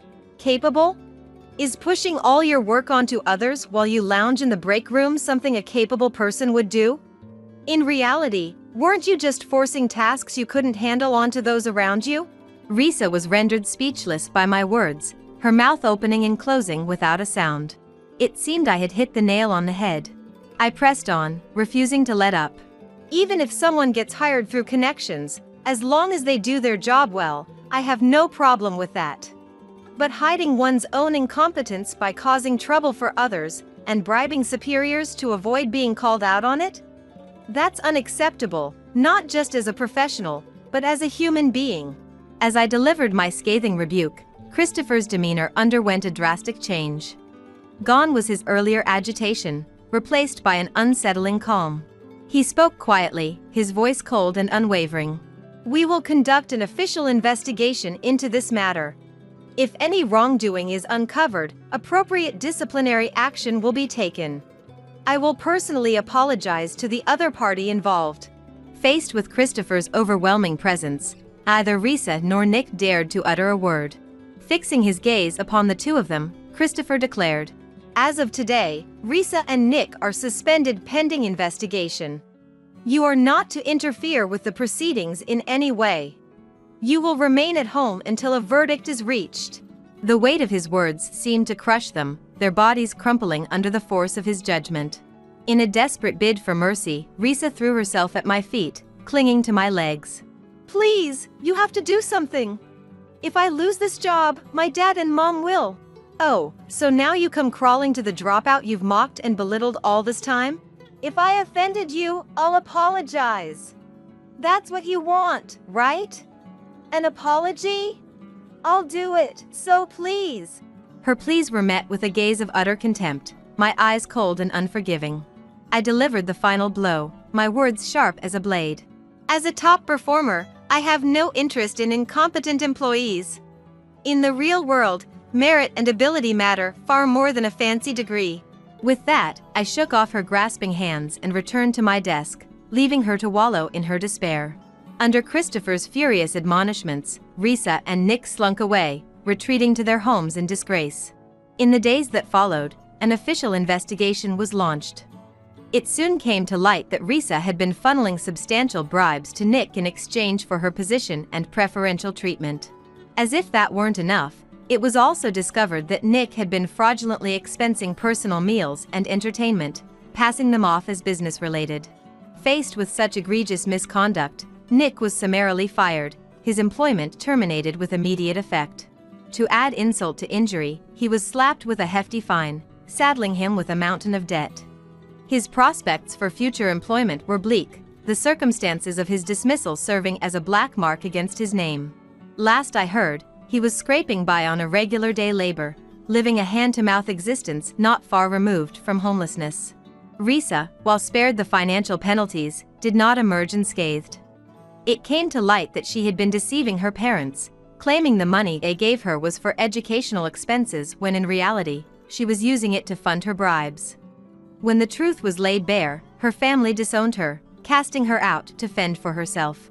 With no marketable skills beyond her ability to leverage connections, Risa found herself adrift. No company would touch her, her resume tainted by the scandal. She was forced to sell off her entire collection of designer goods, relying on the meager proceeds and what little savings she had to keep herself afloat. But even that was not enough. Emily later confided in me that she had spotted Risa working in the red light district to make ends meet. As for me, my role in maintaining client relationships throughout the ordeal, coupled with my efforts to uncover and expose the corruption within our ranks, earned me newfound respect and admiration from my superiors. In recognition of my contributions, I was offered the newly vacant position of section chief. Emily, too, was rewarded for her invaluable assistance. She was promoted to assistant manager, a well-deserved advancement. Emily and I decided to visit that steakhouse together to celebrate our promotions. I can't believe I got promoted too! Emily exclaimed, her eyes wide with amazement. Apparently, there had been talks about promoting you for a while, but those two were standing in the way, I revealed, shaking my head in disbelief. Really? Geez, all they ever did was hold people back, Emily sighed, her frustration evident. As she took a bite of the sizzling steak, the anger that had been etched on her face melted away, replaced by an expression of pure happiness. Back then, I was so preoccupied with everything going on that I couldn't even taste the food. But today, I can truly appreciate how delicious it is, she declared, savoring each morsel with delight. I'm so glad. To be honest, I was really disappointed that I didn't get to eat here last time, I admitted, cutting into my own steak with anticipation. As I savored the succulent meat, I couldn't help but think back to the moment when my senior had treated me to a celebratory dinner at this very restaurant after I successfully secured their business. It had infuriated me to know that this place had been used for such underhanded dealings, but I was relieved that we had managed to resolve the situation somehow. We should come here to eat every once in a while, I suggested, raising my glass in a toast. With that, Emily and I clinked our glasses together, enjoying our delicious meal and the company of each other. Taking care of Dad and Mom is all on you, my dear wife. If you oppose, I'll divorce you and sue for alimony, huh? Could he really believe such an absurd demand would pass? I looked at Georgina, utterly exasperated. Alex stood there boldly, giving me a nasty smirk while looking at me. He must think I would accept his demand. Indeed, I've complied with the requests for the sake of the in-laws, believing it was the right thing to do. Regardless of Alex, I thought those two were good people. But now, having seen Brittany's true nature, I've lost all concern, let alone any sympathy. I smiled back at Alex. All right then. Let's get a divorce. Don't come crying to me later. Talking back to your husband, what a failure of a wife. Good riddance. Choosing your job over Dad and Mom. Unbelievable. Oh, my apologies for that. Exactly. I'd prioritize Dad and Mom over my job any day. Unlike you, who's utterly heartless. Alex boasted too proudly. Then why didn't he take time off work now? Instead of pushing it onto me, he should just take a break and help out his parents. Blaming and pushing responsibilities onto me without lifting a finger, what a way to shift the blame.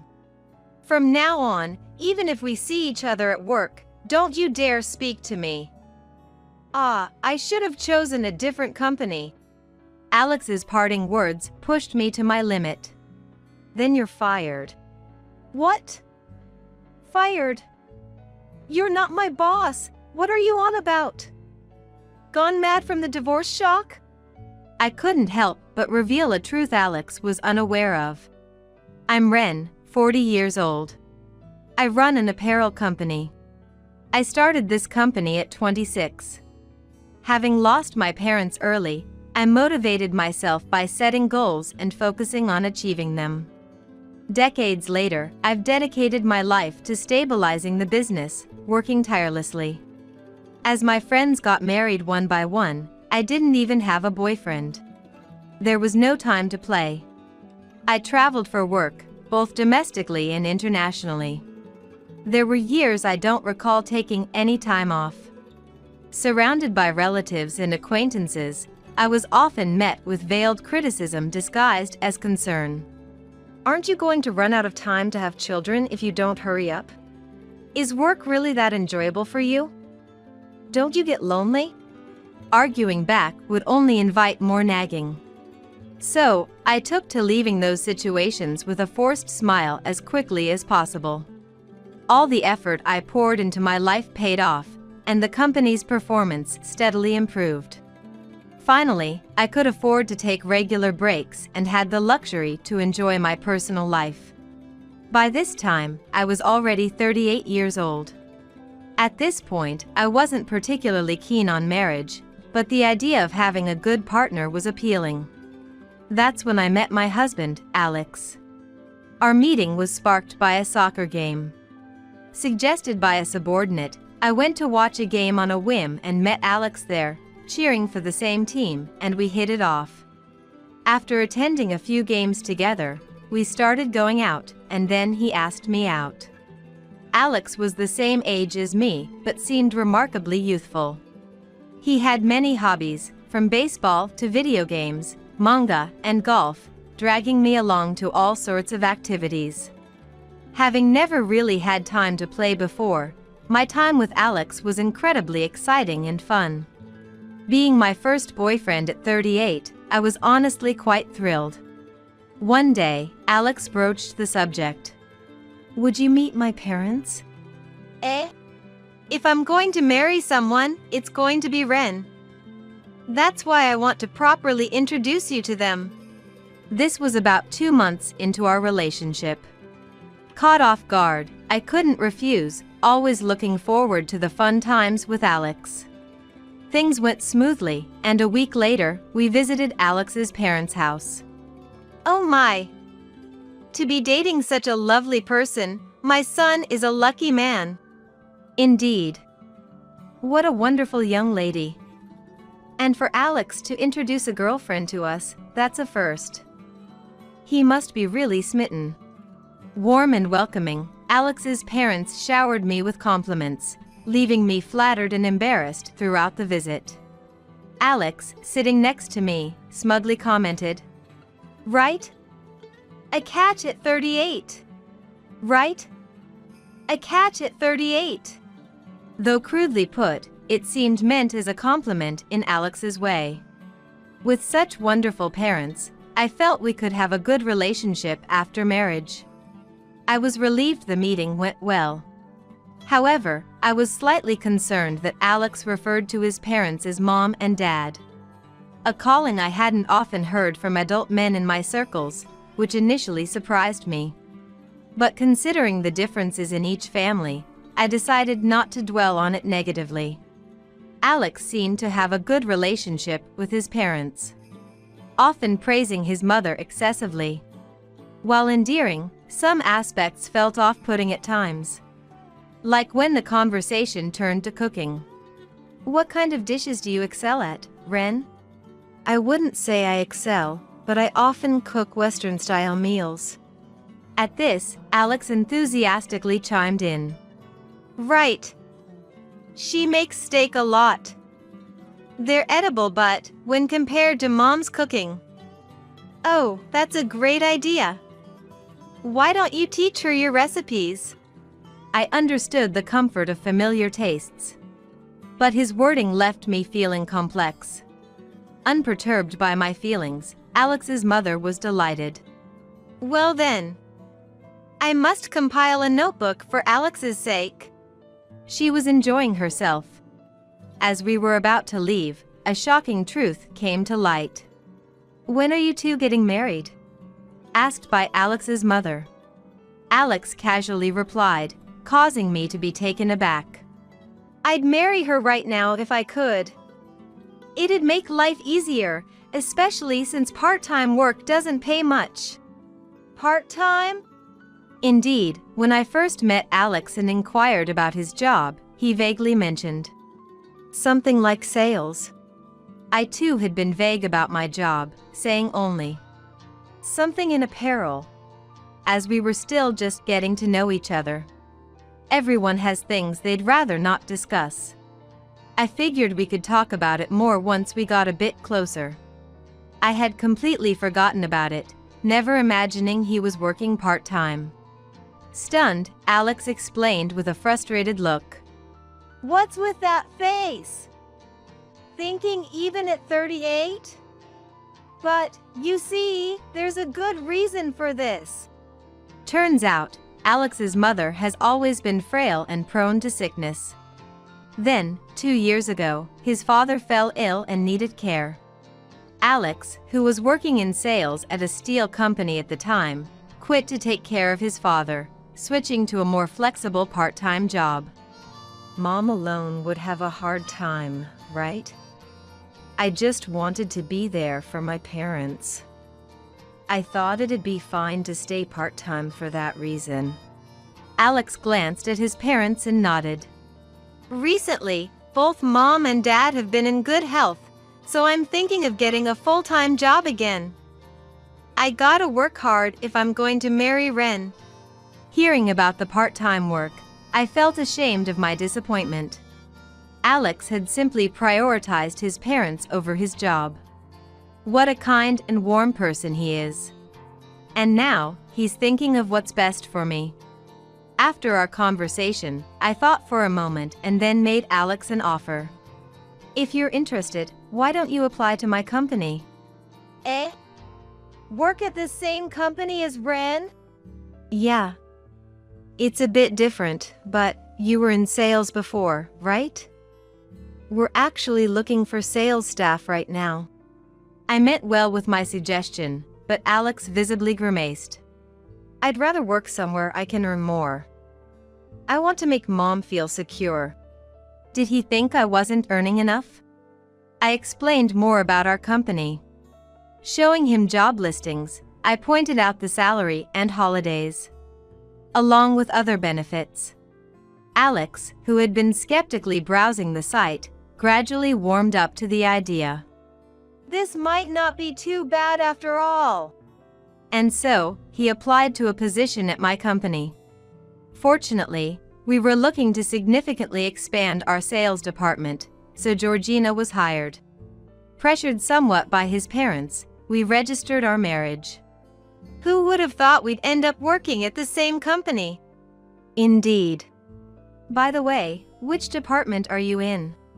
It seems Alex still thought of it as just the company I work for, not realizing I'm the owner.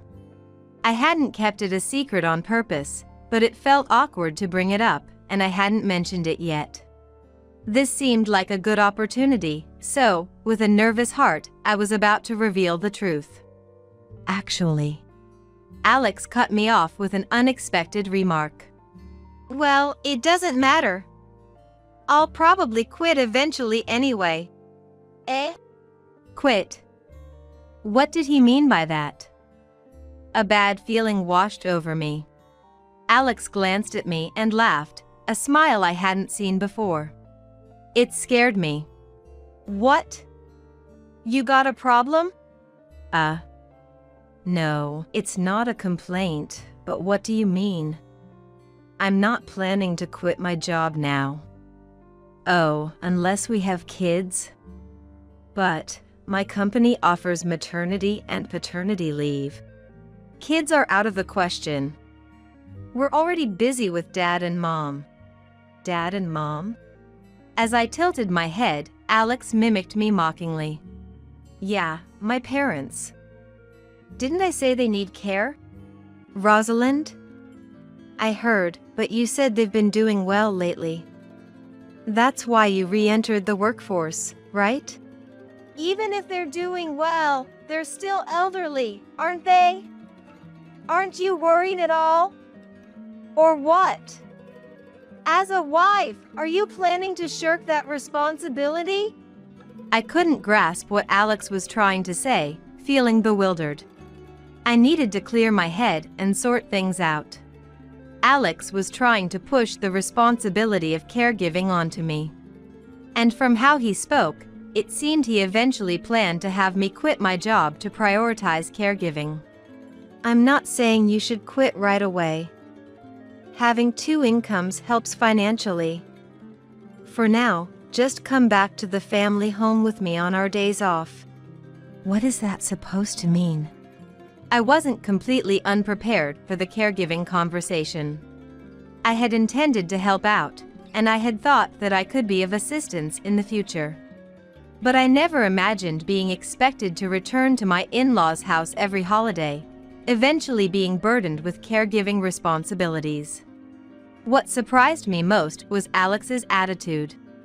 Before marriage, he was positive and reliable, but he changed drastically as soon as we got married. Is this person really Alex? I didn't want to believe it. This isn't the person I wanted to marry. I wanted to escape from reality by closing my eyes tightly, but Alex's angry voice relentlessly broke through. Listen, you're my wife. Don't defy me.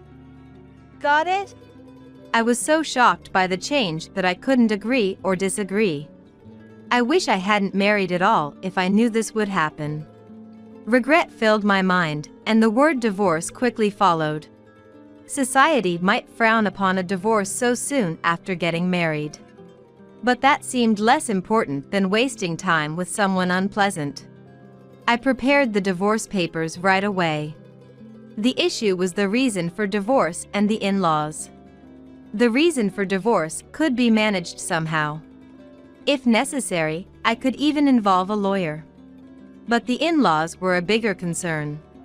As Alex declared, we started visiting his parents' house on our days off. I was reluctant to go because Alex treated me poorly. But his parents were overjoyed every time we visited. I'm sorry for making you come here on your day off.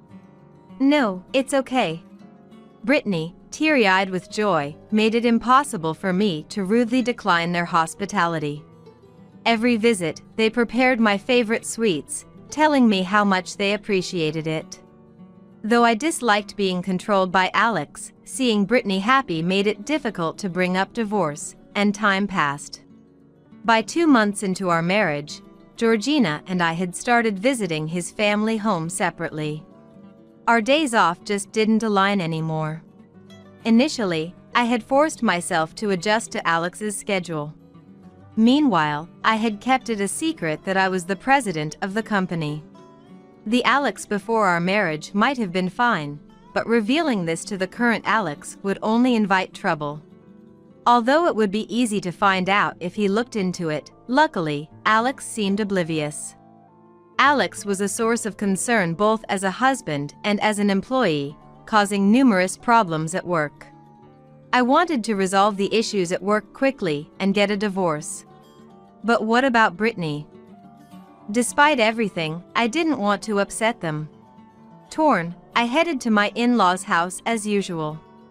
Lately, I had become accustomed to entering the house without waiting to be invited. Today, as always, I opened the door and took off my shoes. That's when I heard a familiar voice from the back.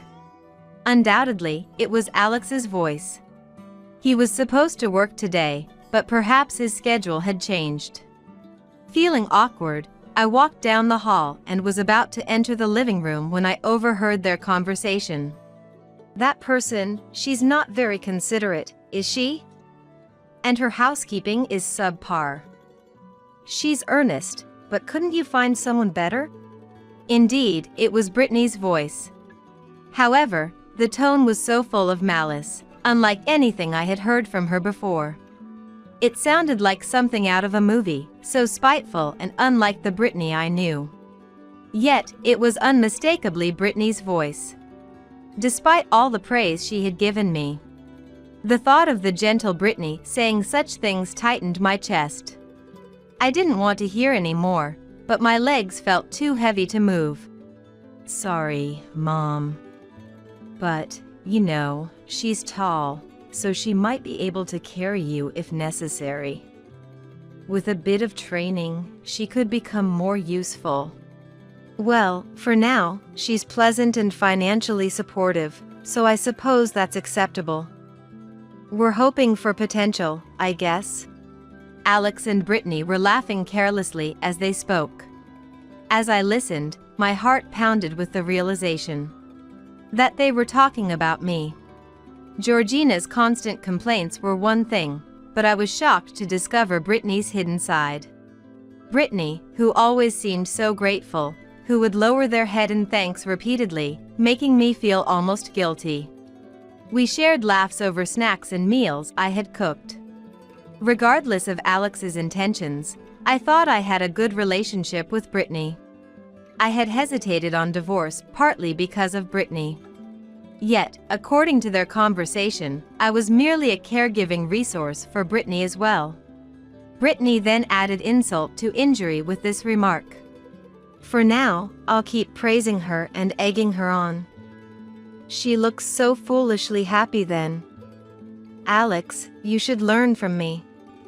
A fool and his scissors are easily parted, as they say. Hearing this, I left the house as if fleeing. After calming myself down a bit, I contacted Alex and his family. I'm going to be busy for a while and won't be able to visit or contact you. I'll reach out again later. Despite multiple calls from both Alex and his family, I ignored them all. Alex's angry messages were even recorded on the voicemail. Do you think you can trouble Mom like this? Apologize to her in person right now. You don't have the right to refuse. As if anyone would comply after being spoken to like that. Naturally, I ignored this too. At work, I made sure not to run into Alex and started staying at a hotel after hours. During this time, I methodically prepared for divorce. Then, one day when preparations were sufficiently in place, I was finally caught by Georgina, who had been lying in wait at the office. Hey! Ren! Upon spotting me, Georgina looked like he was about to grab me but restrained himself, likely due to the presence of others. I decided to move the conversation to an empty conference room to talk with Alex. I've been looking for you. What do you think you're doing? How many times have I called you? Do you have any idea how much I've been searching for you? Alex was clearly furious. His breath was heavy, and his eyes, bloodshot and glaring, seemed to curse me with every look. As soon as we entered the room, he approached me with heavy footsteps. Then, standing right in front of me, he aggressively grabbed my wrist. Let go! I told you on the phone, didn't I? I'll contact you when I've calmed down. Is there anything more important to you than my dad and mom? Do you realize how lonely you've made them feel by not being there? Lonely? They were talking behind my back, and yet he dares to complain. I trembled with anger. I wished I could shut him up right there and hurl at him the worst insults I could think of. But I was too agitated to articulate my thoughts properly, so all I could do was grit my teeth and glare at Alex. Taking advantage of my silence, Alex continued. Pour them, right? Even now, they're hungry because there's no food at home. Forget work today. You should just go back home. Don't you dare tell me what to do with my work. You're not a child, and caregiving doesn't mean you can't move. It's about time you stopped being so dependent. I shook off Alex's hand and yelled, I have an important meeting later today. There's no way I can just take off. And if it's so important, you should take a day off and go yourself. There was no need for me to sacrifice so much for such people. Throwing away important work for them? Alex probably never expected me to fight back. He staggered back, surprised. You're talking back to me. A wife's place is too. I've been thinking, your values are skewed. What do you mean a wife's place? They're your parents, aren't they? Shouldn't you be taking care of them instead of pushing it onto someone else? Indeed, Alex's work today was supposed to be just preparing documents and meetings in the office. The document preparation could be rescheduled, and the meetings could be rearranged if he asked others, without causing much inconvenience. If Brittany was so important, he should be the one to take time off. If he won't, it shows how little they matter to him. Yet he dares to blame and try to control me. Such a convenient mama's boy. Disgusting. What? That's ridiculous. Why should I, the husband, have to bow my head and skip work just to clean up after my wife? Clean up what exactly? It's time to make things clear.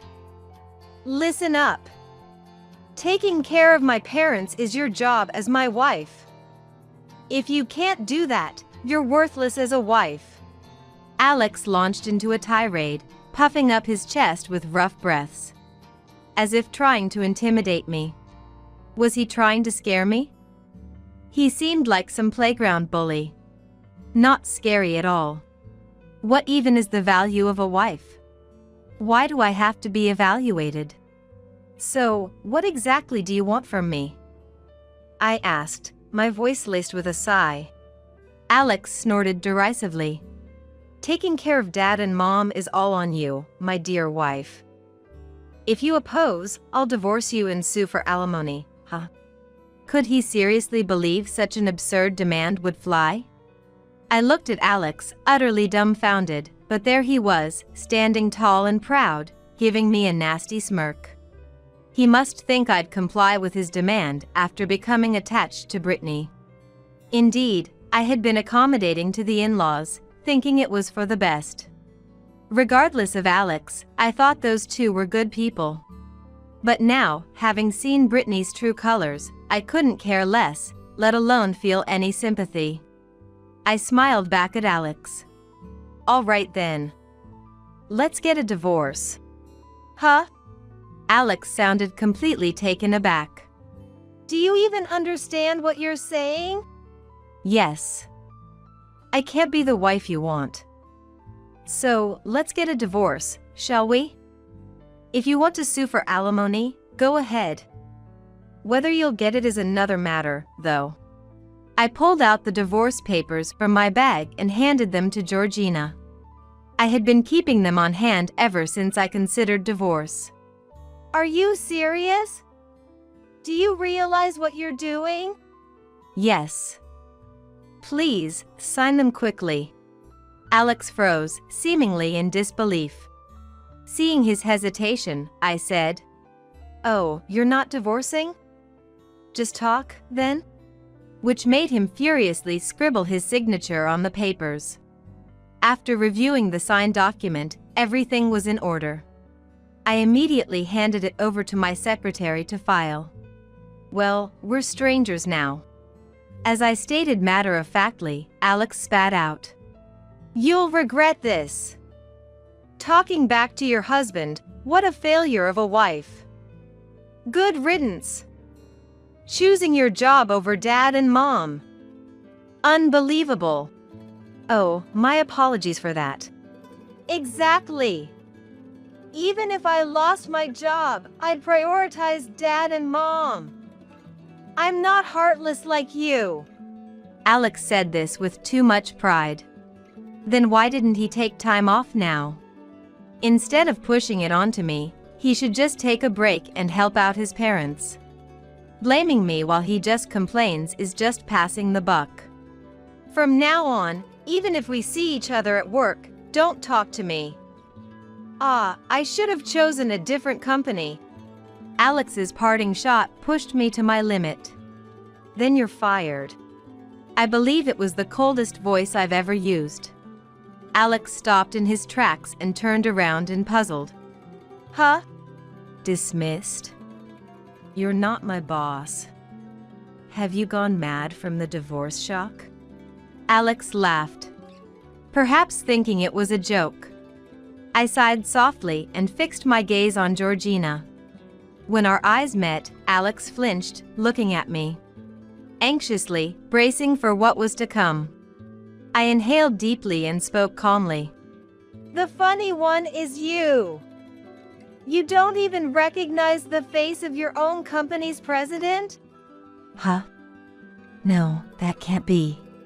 Alex's mouth twitched as he pulled out his smartphone and started searching. As he stared at the screen, the color drained from his face. He must have finally realized who I was. You're the president of this company? Finally caught on, have you? Alex knelt down and bowed his head to me, his voice trembling pitifully. It's not like that, Ren. I didn't know. Not know? No, you chose not to know, didn't you? I never brought it up, but there were plenty of opportunities for him to find out. A simple search on his phone would have revealed my name, if not my photo. It was typical of Alex. He probably never had any interest. A man without particular concern for the content of his work, focusing solely on income and time off. That's why his work performance has always been subpar. To you, I was merely an afterthought, wasn't I?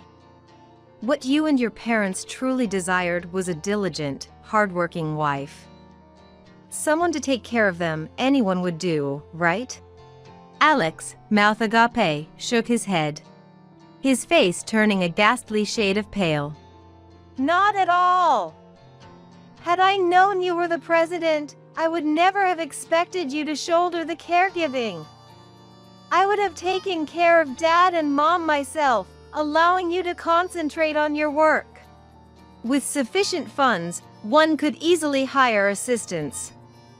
You'd have me earn while outsourcing caregiving to professionals, and you'd merely enjoy life, right?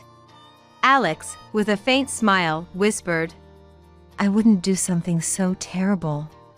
Indeed, had Alex navigated things more adeptly, such a future might have been attainable. Had he proposed this before I discovered his parents' true nature, I would have agreed without hesitation. I'll earn so you can dedicate yourself to caregiving. I believe he would have sincerely said that. If Alex and his parents not shown their true colors after marriage, such a future could have been plausible. He squandered that opportunity by his own doing. Alex looked up at me, eyes seemingly moist, with a plea. Please, Ren! Can't we start over? We had good times, didn't we? Let's visit all those places again. True, you always took me to places I never knew. Every place you took me was indeed fun. A glimmer of hope shone in Alex's face. Right? So, if that's the case. However, that was merely you donning a mask to get married. Life with you post-marriage was profoundly disappointing. That is. I wonder if the divorce papers have been processed by now. Well, I must prepare for a meeting. Regarding the dismissal, I'll contact you later. You may leave for today. I packed my belongings, waved flippantly at Alex, and reached for the door. But before I could open it, Alex grasped my left hand. Turning around, I faced Alex's glare. I glared back and simply asked, Anything else? Anything else? This isn't over. Suddenly deciding on a divorce, then revealing you're the president, and now a dismissal. I can't just accept this. It's all too arbitrary on your part. The divorce was initiated by you. You didn't expect me to agree to it. Moreover, you should have properly informed me that you were the president. It appears Alex had planned to use the divorce as leverage to control me. The revelation of my presidency must have been a shock to him. Blaming others and shirking responsibility onto his wife. Such actions are unbecoming of an adult. It's absurd that I had to set everything up for him, yet he never questioned it. He's always lived by blaming others. I'm at a loss for words from sheer disbelief.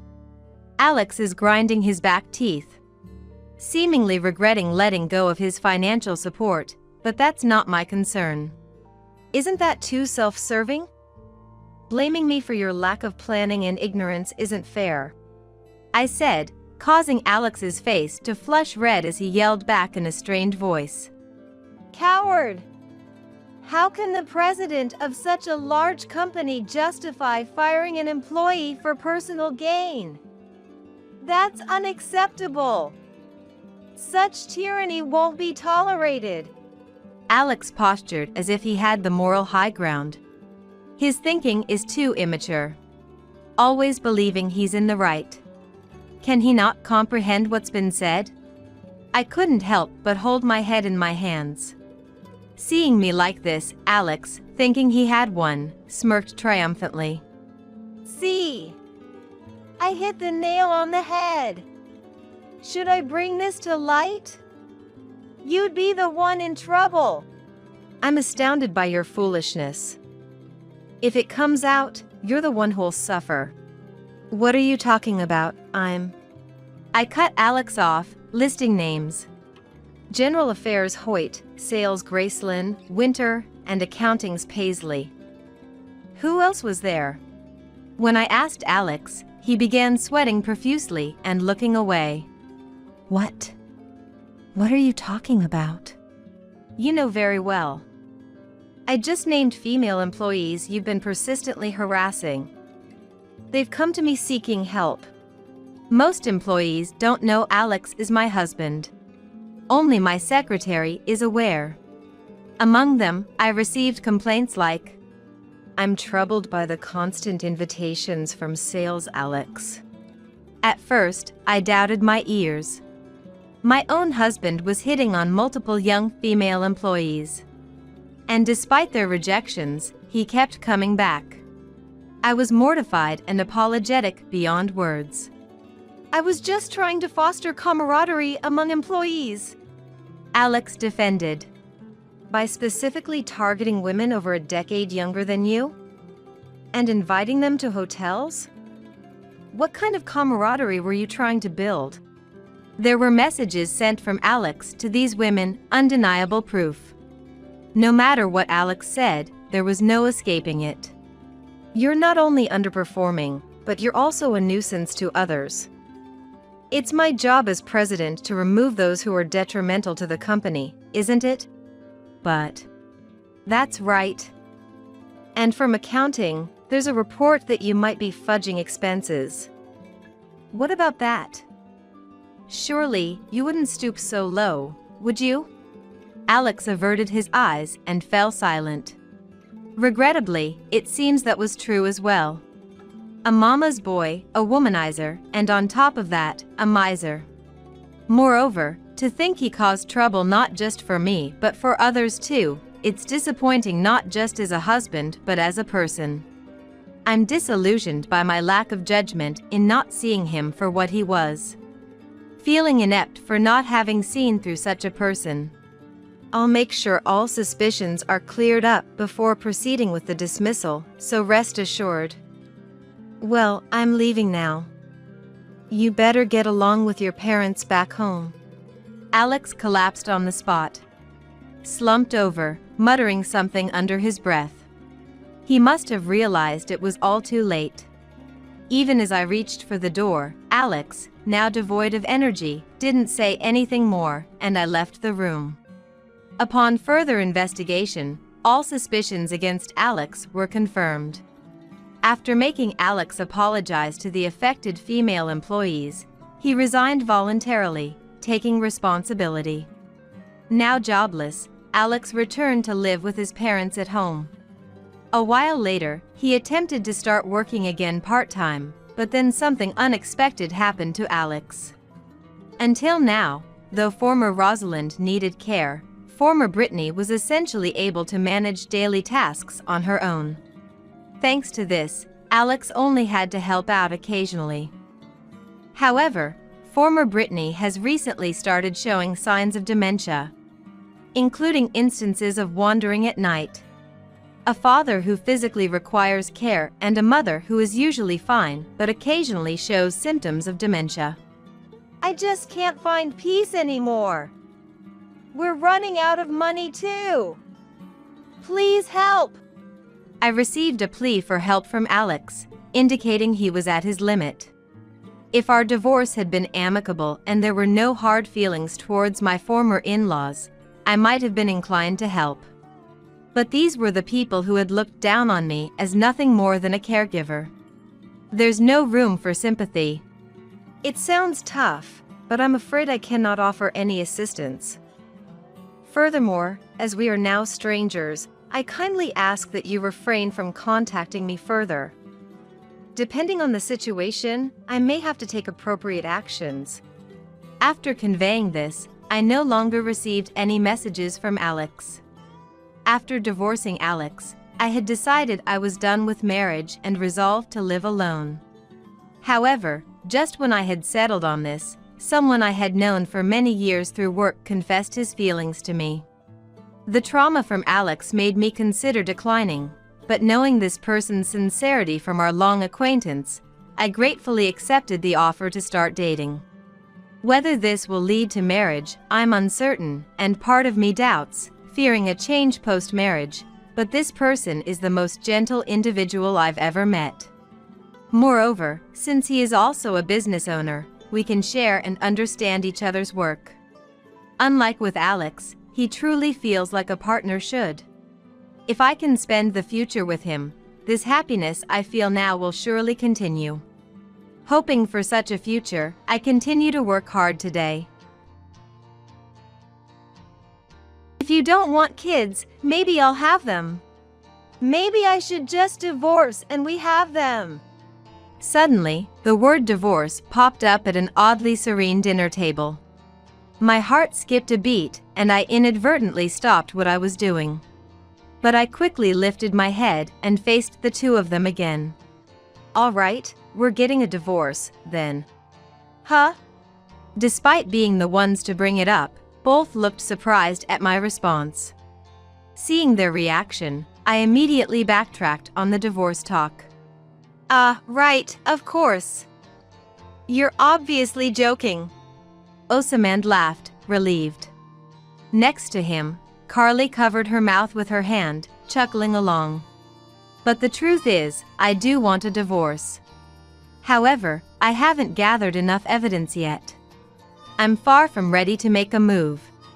I want to set things straight with Osamand and others, but only when everything is in order. This conversation only made me more determined than before. Yeah, just kidding. I joined in on Osamand's laughter, making sure not to let on that I'm serious about wanting a divorce. My name is Lena. I'm 27. I used to work in an office at a design company, but after getting married, I quit my job to become a housewife. My husband's name is Osamand. We met at a party I was invited to by a friend. I've never been good at socializing. On days off, I'd stay in, and even on work days, I'd skip out on drinking parties and outings, preferring to spend time alone. Because of that lifestyle, it's no surprise I hadn't had a boyfriend in a while. All my friends and juniors were either married or in relationships. It made me anxious whenever the topic of boyfriends or husbands came up. I felt the pressure to find someone soon, when this opportunity came from a friend. My friend was surprised I took up the invitation. Wow, I invited you without expecting much. I know I'm the one that invited you, but did something happen? Nothing really. Just had a change of heart. I'm getting to that age where I should find a boyfriend and start thinking about the future. I shared my thoughts without holding anything back. Then, I see. You've had a change of heart. I'm glad I invited you, my friend said, laughing. On the day of the party, I went to the bar, which was the venue, with my friend, and a few people were already there, chatting and having a good time. She easily joined the group, but I couldn't. Even as the party started, I couldn't manage to join in on the conversations and ended up drinking alone at the edge of the room. I wondered if it was impossible for someone like me to find a boyfriend. I stared at my nearly empty glass, lost in thought. The lively chatter from around me filled the air. My friend seemed to be enjoying the party, being at the center of the conversation. I envied those who could genuinely enjoy such gatherings. I wished I could be like that. As I looked at my watch thinking about leaving early, someone approached me. Hey, what's up? You look pretty lonely over here. Huh. A man started talking to me. That man would later become my husband, Osamand. Would you like to talk with me? Yes, I would. Osamand took a seat next to me, placing the drink he had been sipping on the table. We had introduced ourselves earlier, so we knew each other's names. So, you're Lena, right? Yes, and you're Osamand. That's right. Thanks for remembering my name. Osamand thanked me, looking genuinely pleased. After that, we didn't join the rest of the group, opting instead to continue our conversation just between the two of us. We started with work, then moved on to hobbies, and even where we lived, the topics varied. Wow, really? Osamand seemed to pick up on my nervousness and made an effort to keep the conversation lively. Before I knew it, I was swept up in his enthusiasm, and my nervousness had vanished. Osamand was having fun talking, and he seemed genuinely interested in listening to me. Eventually, I found myself becoming fond of Osamand. I myself thought I was too easy. But for someone who doesn't usually talk to people, this was enough to make me take notice. After the party ended, we went to a bar to continue drinking, just the two of us. Alone with me, Osamand's demeanor changed completely from before, becoming more composed. Perhaps he had been playing up to the atmosphere before. Yet, his willingness to listen to me remained unchanged. Seeing this side of Osamand made my feelings for him grow. Today was fun. Thank you. Thank you as well. We hit it off so well that we exchanged our numbers and agreed to meet again. After that, we started seeing each other frequently. Could things really go this smoothly? The moment I decided to find a boyfriend, I was invited to a party and met someone compatible. I had expected more of a struggle, so I was a bit taken aback by how easily things were progressing. About 2 months after the party, Osamand confessed his feelings, and we started dating. He was just as kind to me as he had been before we were officially together. Whenever we both had time off, we would go on drives or trips, spending time together. That said, Osamand was busy with work. So our schedules didn't always match up, and we probably saw each other less often than other couples might. But we made up for it with phone calls and emails. I was satisfied with that. To say I wasn't lonely would be a lie. I wanted to see Osamand more, to be with Osamand more. Those feelings only grew stronger day by day. However, on the days we could meet, I was filled with happiness. Each time, I was reminded of how much I liked Osamand. Then one day, during our usual routine, Osamand suddenly introduced me to a woman. I want you to meet someone. Carly. She's an old friend of mine. Pleased to meet you. The woman introduced as Carly was Osamand's childhood friend. From what I heard, Osamand and Carly had been close since kindergarten, and they still visited each other's parents' homes and went out to eat together. Carly has always been such a great person. Oh, remember that time? Wait, why are you bringing that up now? I mean, it did happen, but... Osamand and Carly were completely engrossed in their own world, chatting away. Naturally, I had no idea how to navigate this situation. All I could do was watch them with a forced smile, feeling out of place. Noticing my discomfort, Osamand said, I'm sorry. I figured you'd be seeing Carly around, so I thought I'd introduce you. Honestly, I wondered why I needed to get along with his childhood friend in the future. But I wasn't strong enough to voice such thoughts there and then. I just went along with it, trying not to upset Osamand and his friend. Oh, is that so?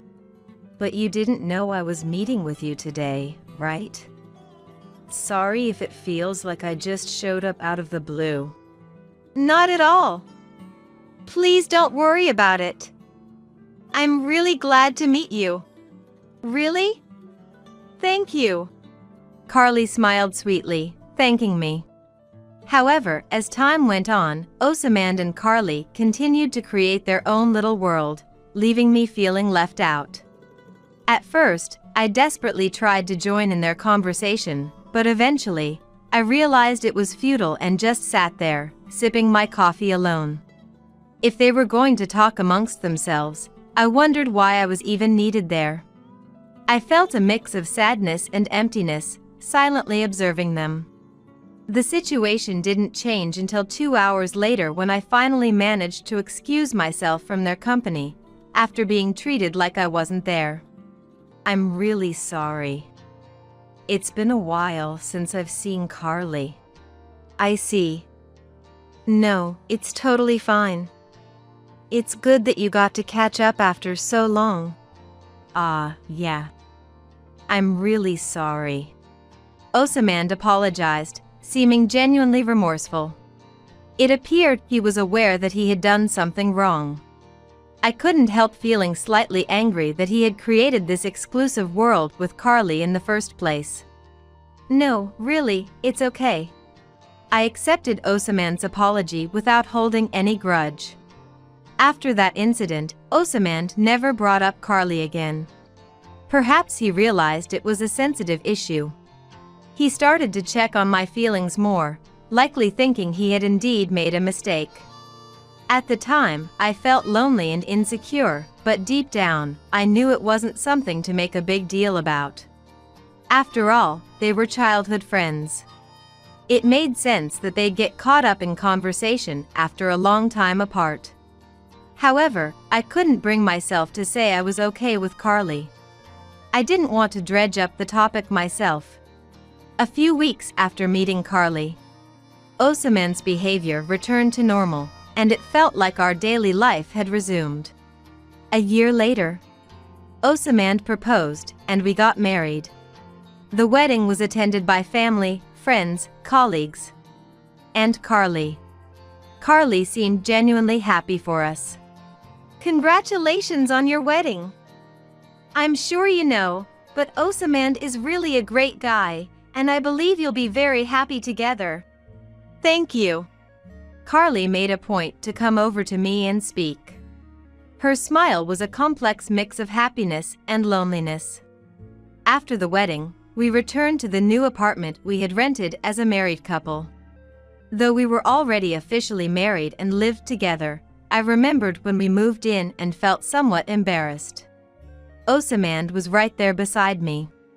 Just the thought of being able to share the same space with him from now on filled my heart with joy.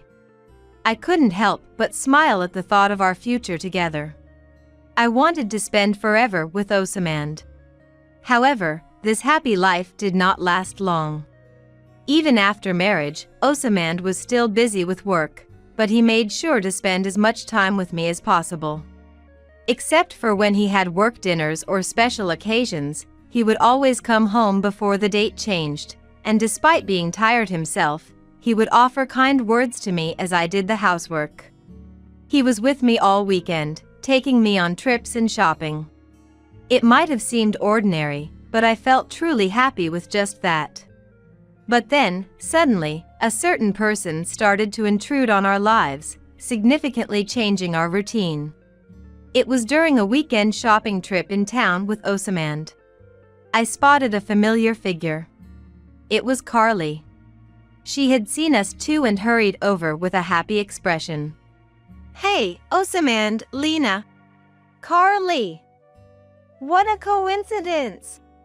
As I was about to greet her, Osamand casually reached out and tousled Carly's hair. Hey, Osamand. You're messing up my hair. Sorry. I just can't help it when I see you. I understood that they were close, but seeing them like this pained my heart. Osamand didn't seem to think it was a big deal, and Carly didn't seem to mind.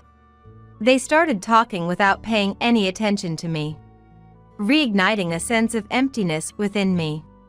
I didn't know what to do, so I just looked at nearby products and thought vaguely about where to go next. Despite being able to see me, Carly continued to talk to Osamand without any concern. The conversation lasted about 10 minutes before ending. Sorry. I didn't realize you two were on a date today. My bad.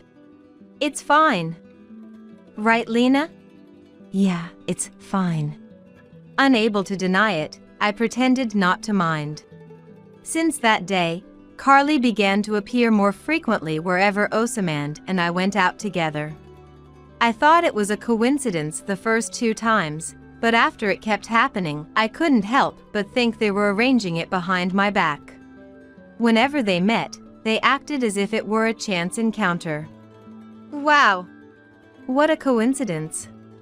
That became their routine phrase. Once, I gathered the courage to ask, are you two in touch? Seeing each other so often when we're out, it seems unlikely to be just coincidence. However, they wouldn't admit it. No, it's just a coincidence. Right, Carly? Yeah. Just a coincidence. Happened to be, right? They laughed it off together. But their expressions seemed almost mocking.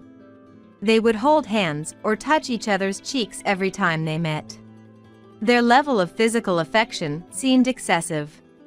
Despite being told they had always been this way, claiming it was normal for childhood friends, something about it didn't sit right with me. Wait, should we stop holding hands? Lena looks mad. Sorry, Lena. But Carly is really just an old friend. There's absolutely nothing weird between us, so don't worry, okay? Hey, what's that supposed to mean? Well, it's not like I like you or anything. After Carly's comment, Osamand cheerfully placed his hand on her head again. Despite my anger, Osamand continued his physical affection with Carly. Carly didn't seem to mind at all. Is it normal for childhood friends to be this close? Watching Osamand and Carly, my distrust grew day by day. After several similar incidents, I mustered up the courage to speak to Osamand. Osamand. What's up? Osamand looked at me with his usual kind smile. About Carly. I know she's your childhood friend, and I understand you're close, but could you maybe reduce the physical affection a bit? Reduce it!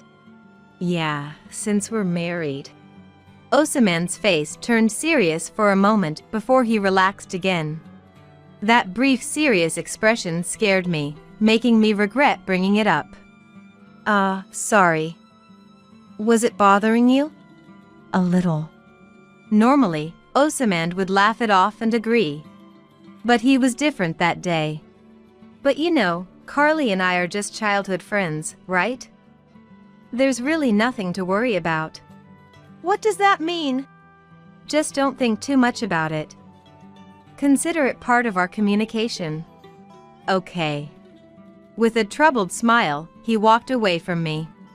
Seeing this, I couldn't help but feel anxious, regretting my question and wondering if I had made an unreasonable request or upset Osamand. At the same time, I questioned if I was wrong. As his wife, I wanted him to limit his physical contact with Carly, even though they were childhood friends. Nonetheless, life with Osamand continued uneasily. A month after my request, nothing had changed. In fact, it seemed to get worse. Carly started to intrude on our home. She would come over on weekdays and weekends, eat, and then leave, with me preparing everything. Carly would just show up suddenly, spending time talking to Osamand on the sofa. Even when I asked for help with carrying things. You can handle that much on your own, right? Yeah. She would dismiss my request. By this time, Osamand had completely taken Carly's side. He hardly listened to me and always spoke in Carly's favor when I objected. Seriously. Lena can't do anything by herself. Hey, don't say that in front of her, that's the worst. They laughed at me as if I were a joke. Naturally, I didn't feel good about it. Whenever I returned to the kitchen without saying anything, I would end up being criticized. Is she sulking? Over just this?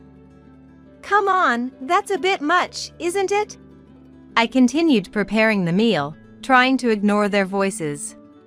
It seemed only fair that she help with preparations since she came over uninvited. Yet, why should I be the one to face complaints? Moreover, being accused of sulking or being incapable of doing anything alone was incredibly rude. Carly came over several times a week. And she always made sure to have a meal before leaving. Even during meals, there was no sense of calm. Carly would sit next to Osamand, constantly pestering him. Osamand seemed to not mind her actions. They would feed each other or share laughs, looking entirely like a couple to anyone observing. But it turns out Carly actually had a fiancé named Raymond. He worked at the same company as Carly, holding a rather prestigious position. Though I heard he was abroad currently.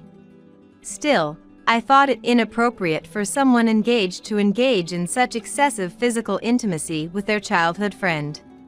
Carly, could you maybe stop coming over so often? The food costs are adding up, and it's more work to cook. However, Osamand just laughed off my request.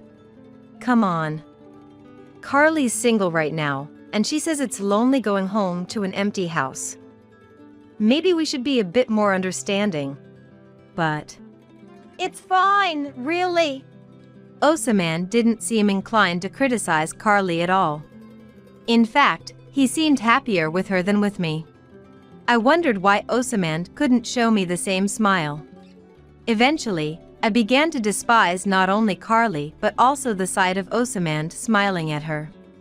A year into our marriage, Carly's intrusions continued unabated. By this time, I had given up, no longer complaining and simply catering to Carly. Maybe this was the arrangement Osamand and Carly desired. Their physical intimacy intensified, and they appeared even happier than before. I dreaded that this lifestyle would persist until Carly got married. The thought filled me with gloom. Divorce.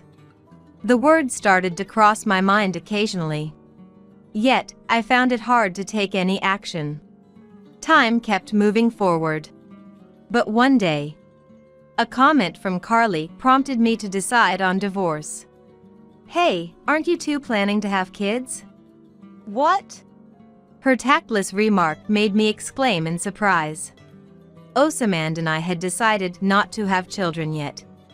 And we might never do so. That's what I thought I had said, but... Lena's just really against it. What? I never said that. I hadn't said anything of the sort. Osamand was trying to look good in front of Carly. I glared and contradicted him. Really, Lena? It's been about a year since you got married, right?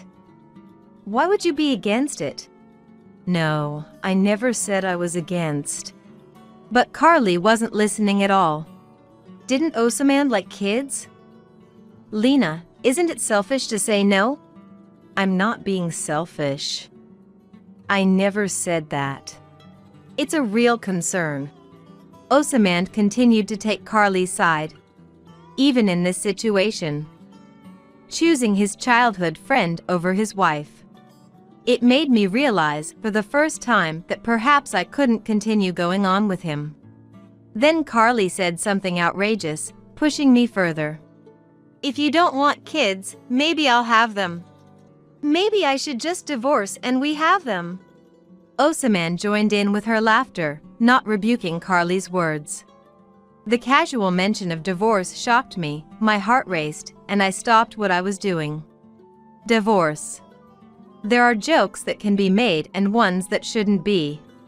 The inability to distinguish between the two was exasperating. However, I quickly faced them again. All right, we're getting a divorce, then. Huh? They were surprised, even though they brought it up. I quickly corrected the notion of divorce. Just kidding. Maybe it's time we started thinking about kids. Right, of course. You're obviously joking. Osamand laughed, relieved, while Carly covered her mouth beside him, smiling joyously. Such a happy occasion. But the truth was, I did want a divorce. Despite joking about it, I couldn't shake the thought. I'll really get a divorce.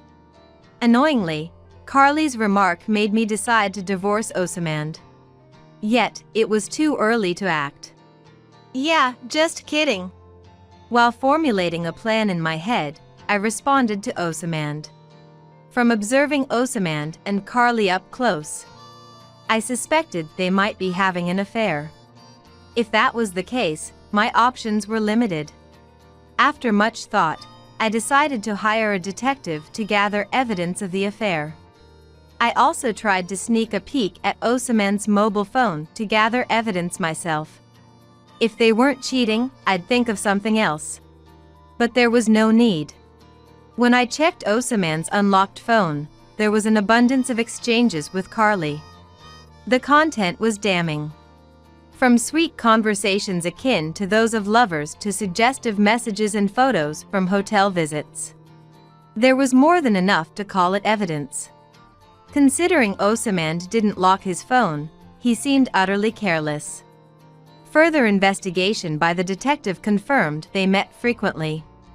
Mostly at hotels. The dates they met matched the days Osamand told me he'd be home late.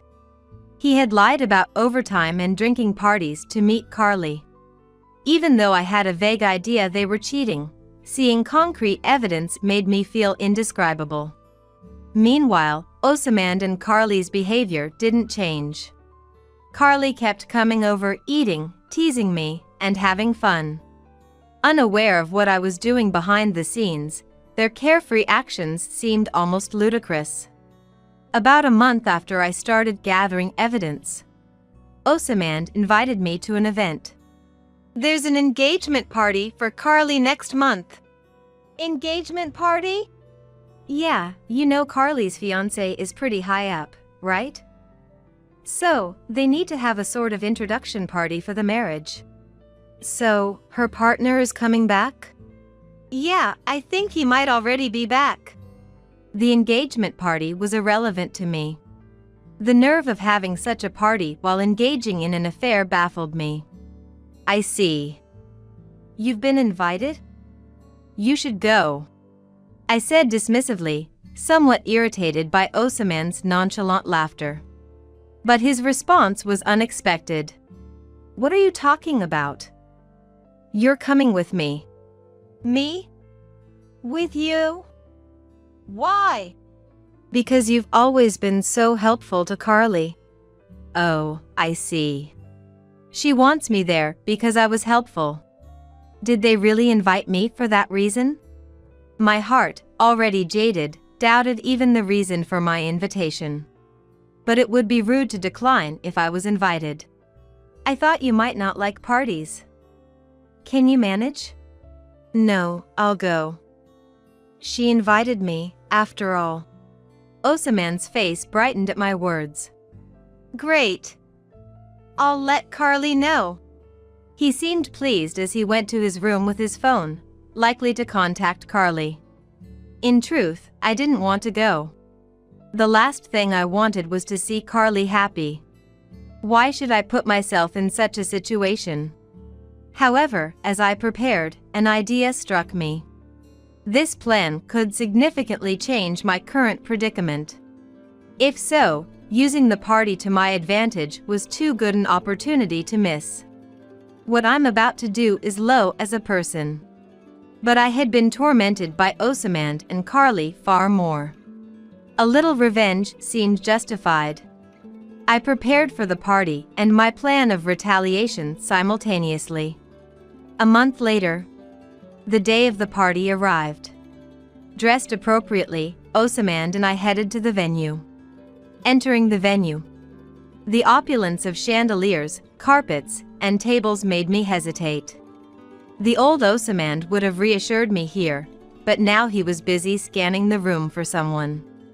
The guests all seemed important, making me feel out of place. Then, someone called out. Ah, Osamand. You made it. Turning toward the voice, I saw Carly, accompanied by a fresh-faced young man and a kindly-looking elderly couple. Apparently, the young man was Carly's fiancé, Raymond, and the elderly couple were her parents. Congratulations, Carly. Thank you. And to you too, and Raymond too. Congratulations. Thank you for your kind words. Osamand was unusually polite. A side of him I might have never seen before. Afterward, the party officially began with an announcement. After getting my meal, I returned to my seat to find Osamand and Carly's parents engaged in a lively conversation. Osamand, you and Carly are childhood friends, right? What was she like back then? Carly back then? Hey, that's kind of embarrassing. Osamand, unfazed by Carly's embarrassment, shared stories of her past. She liked catching bugs and racing. We used to play tag a lot. You're really going to tell that story? Carly squirmed, visibly embarrassed, but not entirely displeased. You two really are close. Watching you, it's like you're real siblings. I knew it was impolite, but I couldn't let myself be swept along if I wanted to execute my plan. I apologized internally as I interjected. Osamand seemed surprised by my interruption. Eyes wide. Really? What's it like when Carly is with Osamand? They're very close. How should I put it? They're like lovers. Hey, Lena. Osamand tried to stop me, but I continued. Carly often comes over for meals. She talks with Osamand the whole time I'm preparing food, looking very happy. During meals, they feed each other, hold hands. They're really close. Hey, what are you? I could feel the atmosphere freeze with my words. Carly's parents and Raymond looked at Osamand and Carly as if they couldn't believe what they were hearing. Feed each other. Yes. Oh, I don't have photos of them feeding each other, but I do have pictures of them looking very close and their exchanges. Would you like to see? Hey! Lena! Before Osamand could stop me, I opened my mobile phone to show the evidence gathered by the detective and myself. Raymond's face paled significantly upon seeing it. Lena! Don't say weird things. Weird? I'm just sharing the truth. This is how you two usually are. Osamand bit his lip, unable to say anything, his expression sour. But Carly lashed out at me. I felt vindicated. I had never seen Osamand and Carly look so frustrated. Deciding to go through with my revenge felt right. Lena, stop being freaky. And why do you have these photos?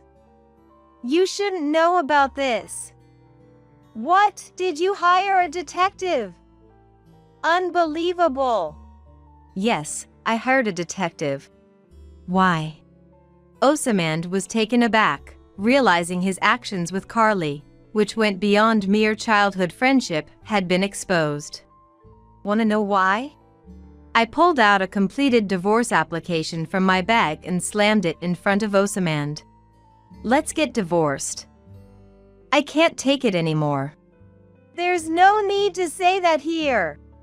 Ever since we got married, Carly has been a constant presence in my life. We ran into her whenever we went out, and despite asking you to keep distance, she came over for dinner multiple times. And to top it off, you lied about working late to meet her at hotels. What's the point of being married then? I let it all out. Osamand's loud response had drawn the attention of everyone in the venue. I know it was wrong, but... If you knew it was wrong, why didn't you stop? Didn't I ask you to stop repeatedly? Well, yes, but... You don't really think it was wrong, do you? If you did, you wouldn't make excuses, you'd apologize. Yeah, sorry. As Osamand and I argued, Carly attempted to intervene. Hey, stop arguing here. Raymond, Mom, Dad, help. However, the three of them did not take Carly's side. Carly, those photos are real, aren't they? What? I'm asking if they're real. Not that you'd admit to cheating on your own. Raymond looked profoundly disheartened. Understandably so.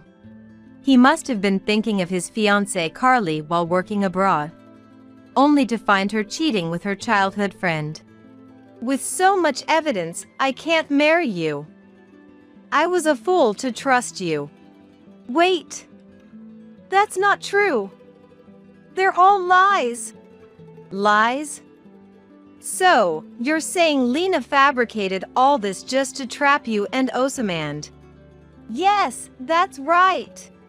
What? I couldn't hold back anymore. Was she not satisfied after manipulating me all this much? Still trying to control the narrative? Even now, Carly wouldn't admit to the affair, which infuriated me further, and I couldn't help but shout. Who would do such a thing for you? I don't have the time for that. If I were to spend my time on you, I'd rather find a new hobby. What did you say? Carly snapped back at my words. However, it was Carly's parents who stopped her. Carly! Enough! Aren't you ashamed of yourself for doing such things? Dad. I never thought you would do something like this. Sure, you and Osamand were close, but I never imagined it would lead to this. It's truly shameful. What? Don't say it's shameful. It is embarrassing. Raymond, I'm so sorry. It's understandable that you can't marry her now, and we won't mind if you call off the engagement. I too must apologize. I'm truly sorry. Watching her parents apologize to Raymond, Carly seemed to realize the irreparable mistake she had made. Tears streaming, she pleaded with Raymond. I'm sorry. Please, don't call off the engagement. I've had enough of you. I can't marry you. No. Osamand, witnessing Carly's situation, also begged for my forgiveness. Lena, I'm really sorry. I'll never cheat again. Please, let's not divorce. But I couldn't possibly trust Osamand's words. Never cheat again?